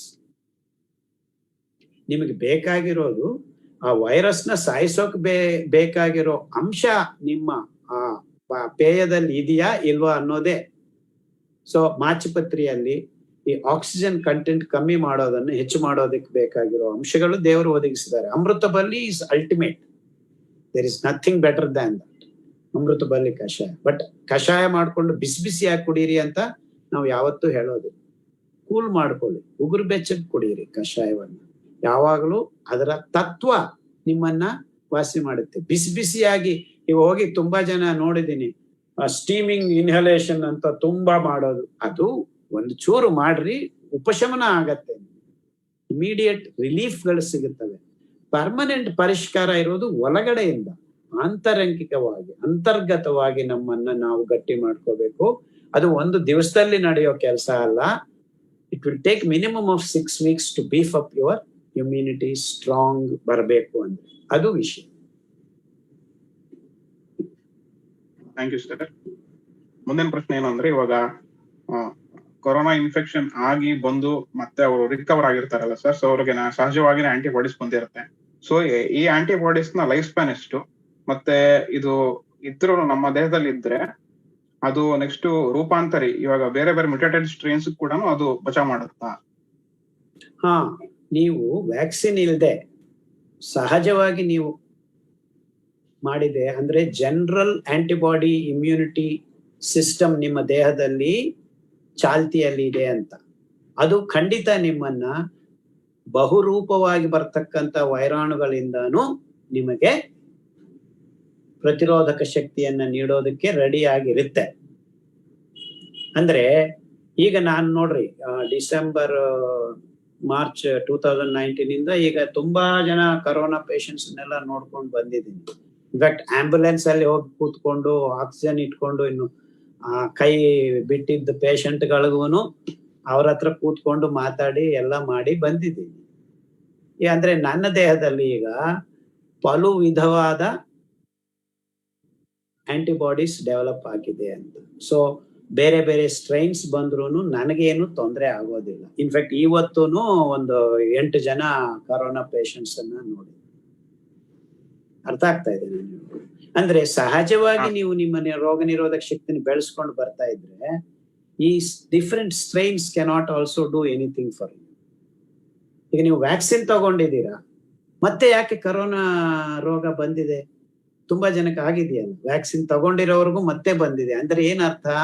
The different strain is attacking them. ನಮ್ಮ ಚೀಫ್ ಮಿನಿಸ್ಟರ್ಗೆ ಬಂದಿದೆ 2 ಸತಿ. ಅವರು ವ್ಯಾಕ್ಸಿನ್ ತಗೊಂಡಿದ್ದಾರೆ ಟಿವಿ ಮುಂದೆ ಕೂತ್ಕೊಂಡು. So this is what is the proof of what I am saying. General immunity strong ಇದ್ರೆ different strains will not do anything. ಈಗ vaccine ತಗೊಂಡಿದ್ದೀನಿ ಅಂತ ಈಗ ಇವರು ಡಿಕ್ಲೇರ್ ಮಾಡ್ತಾರೆ, ಇನ್ನೇನು ಇಲ್ಲ ಅಂತ ತೋರ್ಸೋದಿಲ್ಲ ಅಷ್ಟೇ. ಡಿಫರೆಂಟ್ ಸ್ಟ್ರೈನ್ಸ್ ಬದಲಾವಣೆ ಆಗಿ ಅವ್ರನ್ನ ತೊಂದರೆ ಮಾಡಿದ್ರೆ ಅದು ಇಲ್ಲ, ಅದ್ರ ಬೇರೆ, ಅದು ಬೇರೆ ಬೇರೆ ಬೇರೆ ಅಂತ ಹೇಳಿ.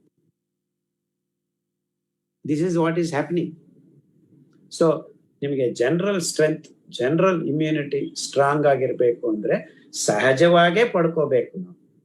Scientifically it is wrong to say once you take a vaccine you are good enough to go for other strain. ಅದು ತಪ್ಪು ಆಗುತ್ತೆ.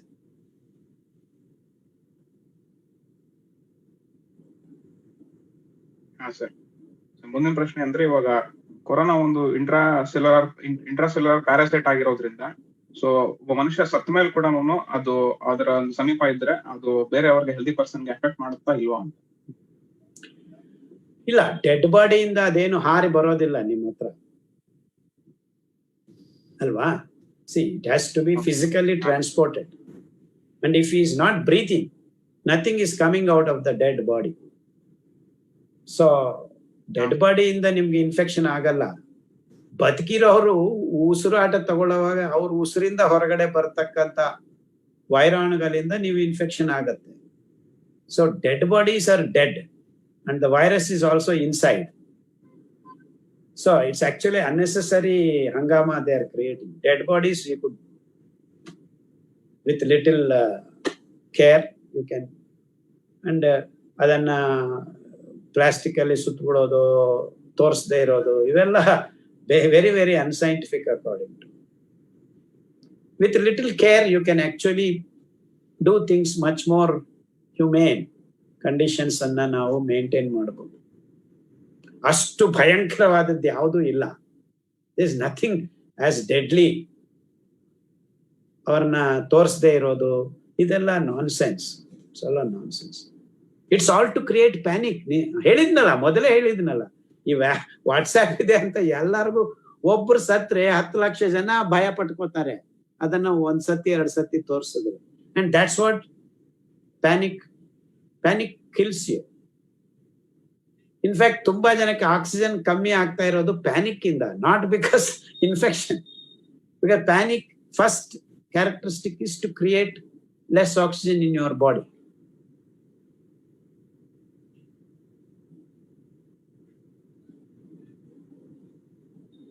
ఇంకా 2 ಪ್ರಶ್ನೆ ಉಂಟು, ಅಡಗಂడి, ಪರವಾಗಿಲ್ಲ. ಸರ್, 2 ಕ್ವಶನ್ ಇದೆ ಸರ್. ಲಾಸ್ಟ್ ಕ್ವಶನ್, ಕೋವಿಡ್ ಇಂದ ರಿಕವರ್ ಆಗಿರೋ ಪೇಷಂಟ್ಸ್ಗೆ ಕೆಲವು ಗ್ಲೈಸಿನ್ ಕಡಿಮೆ ಆಗಿದೆ ಅಥವಾ ಬೇರೆ ಯಾವ್ದು ಅಮೈನೋ ಆಸಿಡ್ ಕಡಿಮೆ ಆಗಿದೆ ಅಂತ, ಸ್ವಲ್ಪ ನ್ಯೂರಲಾಜಿಕಲ್ ಡಿಸಾರ್ಡರ್ಸ್ ಕೂಡ ಆಗುತ್ತೆ. ಅಂದ್ರೆ ತುಂಬಾ ಸಮಸ್ಯೆಗಳಾಗುತ್ತೆ, ಅದ್ರಲ್ಲಿ ನ್ಯೂರಲಾಜಿಕಲ್ ಡಿಸಾರ್ಡರ್ಸ್ ತುಂಬಾ ಇದಾಗುತ್ತೆ ಅಂತ ಹೇಳ್ತಿದ್ದಾರೆ. ಸೊ ಅವ್ರಿಗೆ ನೀವು ಏನ್ ಸಜೆಸ್ಟ್ ಮಾಡ್ತೀರಾ ಸರ್? ಮತ್ತೆ ಕೋವಿಡ್ ಇಂದ ರಿಕವರ್ ಆಗಿರೋರಿಗೆ ಅವ್ರ ಶಕ್ತಿ ಬರೋಕೆ ಮತ್ತೆ ಅವ್ರಿಗೆ ಫುಡ್ ಏನ್ ಸಜೆಸ್ಟ್ ಮಾಡ್ತೀರಾ? Most of it is a created problem. ಅಂದ್ರೆ ನಾವು ಈ ಕೋವಿಡ್ ಬಂದಿದೆ ಅಂತ ಈ ವಿಟಮಿನ್, ಆ ವಿಟಮಿನ್, ಈ ಕೆಮಿಕಲ್, ಆ ಕೆಮಿಕಲ್, ಆಂಟಿಬಯೋಟಿಕ್ಸ್, ಸ್ಟೆರಾಯ್ಡ್, ವೈರಲ್ ಇದೇ ಮಾಡೋದು ಅಲೋಪತಿಯಲ್ಲಿ. ಸೊ ಇವೆಲ್ಲ ಏನ್ ಮಾಡ್ತಾ ಇವೆ ಅಂದ್ರೆ they are killing the microbial gut microbes. Gut microbes ಸಾಯಿಸಿದ್ರೆ neurological problems are 100% guaranteed. Because gut microbes ಸರಿಯಾಗಿಲ್ಲ ಅಂದ್ರೆ ನೀವು neurological disorders are ಕಟ್ಟಿಟ್ಟ ಬುತ್ತಿ. There is a direct connection to microbial health in your body to the neurological disorders. So in fact, many of the neurological disorders can be set right if you have your gut microbes health taken care of. ಅದಕ್ಕೆ ನಾನು ಎಲ್ಲರಿಗೂ ಹೇಳೋದು, ನಿಮ್ಗೆ corona ಬಂದಿದೆ ಅಂದ್ರೆ ಬರೋ 6 ವಾರ ಅಂಬಲಿ ಕುಡೀರಿ, ಬೇರೆ ಇನ್ನೇನು ಊಟ ಮಾಡಬೇಡ್ರಿ. ನೀವು ವ್ಯಾಕ್ಸಿನ್ ತಗೊಂಡ್ರು ತಗೊಳ್ದೇ ಇದ್ರು, ಕರೋನಾ ಬಂದಿದ್ರು ಬರ್ದೇ ಇದ್ರು, ಬರೋ 6 ವಾರ ಎಲ್ಲಾರು 2-3 ಲೋಟ ಅಂಬಲಿ ಪ್ರತಿ ದಿವಸ ಸೇವನೆ ಮಾಡಿದ್ರೆ ಯಾವ ತೊಂದ್ರೆನೂ ಆಗೋದಿಲ್ಲ. ಆಗಿರೋರು ಹೊರಗಡೆ ಬರ್ಬೋದು. So it is the vitamin B12 and that beefing up of microbial health. ಆ ಸೂಕ್ಷ್ಮ ಜೀವಿಗಳ ಆ ಸಹಬಾಳ್ವಿಕೆಯನ್ನ ನಾವು ಪುನಶ್ಚೇತನ ಮಾಡಿಕೊಂಡ್ರೆ ನಿಮ್ಮ neurological problems will completely disappear. 2ನೇ ಮಾತೇ ಇಲ್ಲ. ತುಂಬಾ ಸರಳ ಇದೆ, ಪರಿಷ್ಕಾರ ತುಂಬಾ ಸರಳವಾಗಿದೆ. ಸೊ ನೀವು ಮತ್ತೆ ಅದಕ್ಕೋಸ್ಕರ ಹೋಗಿ ಡಾಕ್ಟರ್ಗಳ ಹತ್ರ ಹೋದ್ರೆ ಅವನು ಇನ್ನೂ 4 ಟ್ಯಾಬ್ಲೆಟ್ ಕೊಡ್ತಾನೆ, ಇನ್ನೂ ಗೊಂದಲ ಆಗತ್ತೆ ನಿಮಗೆ, ಅಷ್ಟಂತೂ ಗ್ಯಾರಂಟಿ. Okay sir. ಇನ್ನ ಮಿಕ್ಕಿದ ಕ್ವಶನ್ಸ್ಗೆ ಆಲ್ಮೋಸ್ಟ್ ನೀವು ನಿಮ್ಮ ಉಪನ್ಯಾಸದಲ್ಲೇ ಎಲ್ಲ ಕೆಲವು ಉತ್ತರಗಳು ಸಿಕ್ಕಿದೆ. ಅಂದ್ರೆ ಏನದು ಹೋಮಿಯೋಪತಿ ಔಷಧಿಗಳ ಬಗ್ಗೆ ಆಗಿರ್ಬೋದು, ಸಪ್ತಪತ್ರ ಕಷಾಯ ಬಗ್ಗೆ ಆಗಿರ್ಬೋದು, ಮತ್ತೆ ಈವನ್ ವ್ಯಾಕ್ಸಿನ್ ಬಗ್ಗೆ ಆದ್ರೂ ಎಲ್ಲ ಸುದೀರ್ಘವಾಗಿ ಚರ್ಚೆ ಆಗಿದೆ. ಸೊ ಯಾವಾಗ್ಲೂ ತರ ನೀವು ಒಂದು ನಮ್ಮ ಆಹಾರ ನಮ್ಮ ಅಡಿಗೆ ಮನೆಯಲ್ಲಿ ಮತ್ತೆ ನಮ್ಮ ಆರೋಗ್ಯ ನಮ್ಮ ಕೈಯಲ್ಲಿ ಅನ್ನೋ ಒಂದು ಸಿಂಪಲ್ ಫಾರ್ಮುಲಾ ಇಟ್ಕೊಂಡು ಎಲ್ಲಾರ್ಗೂನು ಒಂದು ರೀತಿ ಎಲ್ಲರ ಆಹಾರ ಅನ್ನೋದು ಆರೋಗ್ಯ ಅನ್ನೋದು ಎಲ್ಲರ ಸಂಪತ್ತು ಅನ್ನೋ ತರ ನೀವು ಎಲ್ಲಾನು ನಿಮ್ಮ ಉಪನ್ಯಾಸದಿಂದ ಎಲ್ಲಾರ್ಗು ಮುಡಿಸ್ತಾ ಇದ್ದೀರಾ. ಅದಕ್ಕೆ ತುಂಬಾ ಧನ್ಯವಾದಗಳು ಸರ್. ಸೊ ಇವತ್ತು ಜಾಯಿನ್ ಆಗಿ ಇವತ್ತು ನಿಮ್ಮ ಟೈಮ್ ಸ್ಪೆಂಡ್ ಮಾಡಿರೋದಕ್ಕೆ ತುಂಬಾ thank you sir. Thank you so much ಎಲ್ಲರಿಗೂ. ಶುಭ ಆಗಲಿ. Yeah, yes yes, welcome. ನಮ್ಮ ನಮ್ಮ ಫೇಸ್ಬುಕ್ ಮತ್ತು ಯೂಟ್ಯೂಬ್ ಇಂದ ಜಾಯ್ನ್ ಆಗಿರೋರಿಗೆ ಎಲ್ಲರಿಗೂ ಧನ್ಯವಾದ. ವಿಡಿಯೋ ಎಂಡ್ ಅಲ್ಲಿ ಸರ್ ಮೆನ್ಷನ್ ಮಾಡಿರ್ತಕ್ಕಂಥ ಕಷಾಯಗಳಾಗಿರ್ಬೋದು, ಹೋಮಿಯೋಪತಿ ಔಷಧ ಆಗಿರ್ಬೋದು, ಡಿಸ್ಕ್ರಿಪ್ಷನ್ ಮತ್ತೆ ಪಿನ್ನಡ್ ಕಾಮೆಂಟ್ ಅಲ್ಲಿ ನಿಮ್ಗೆ ಸಿಗುತ್ತೆ. ಸೊ ಎಲ್ಲರೂ ಜಾಯ್ನ್ ಆಗಿದ್ದಕ್ಕೆ ಎಲ್ಲರಿಗೂ ತುಂಬಾ ಧನ್ಯವಾದ. ಶುಭರಾತ್ರಿ. Thank you Dilip. Thank you. Good night.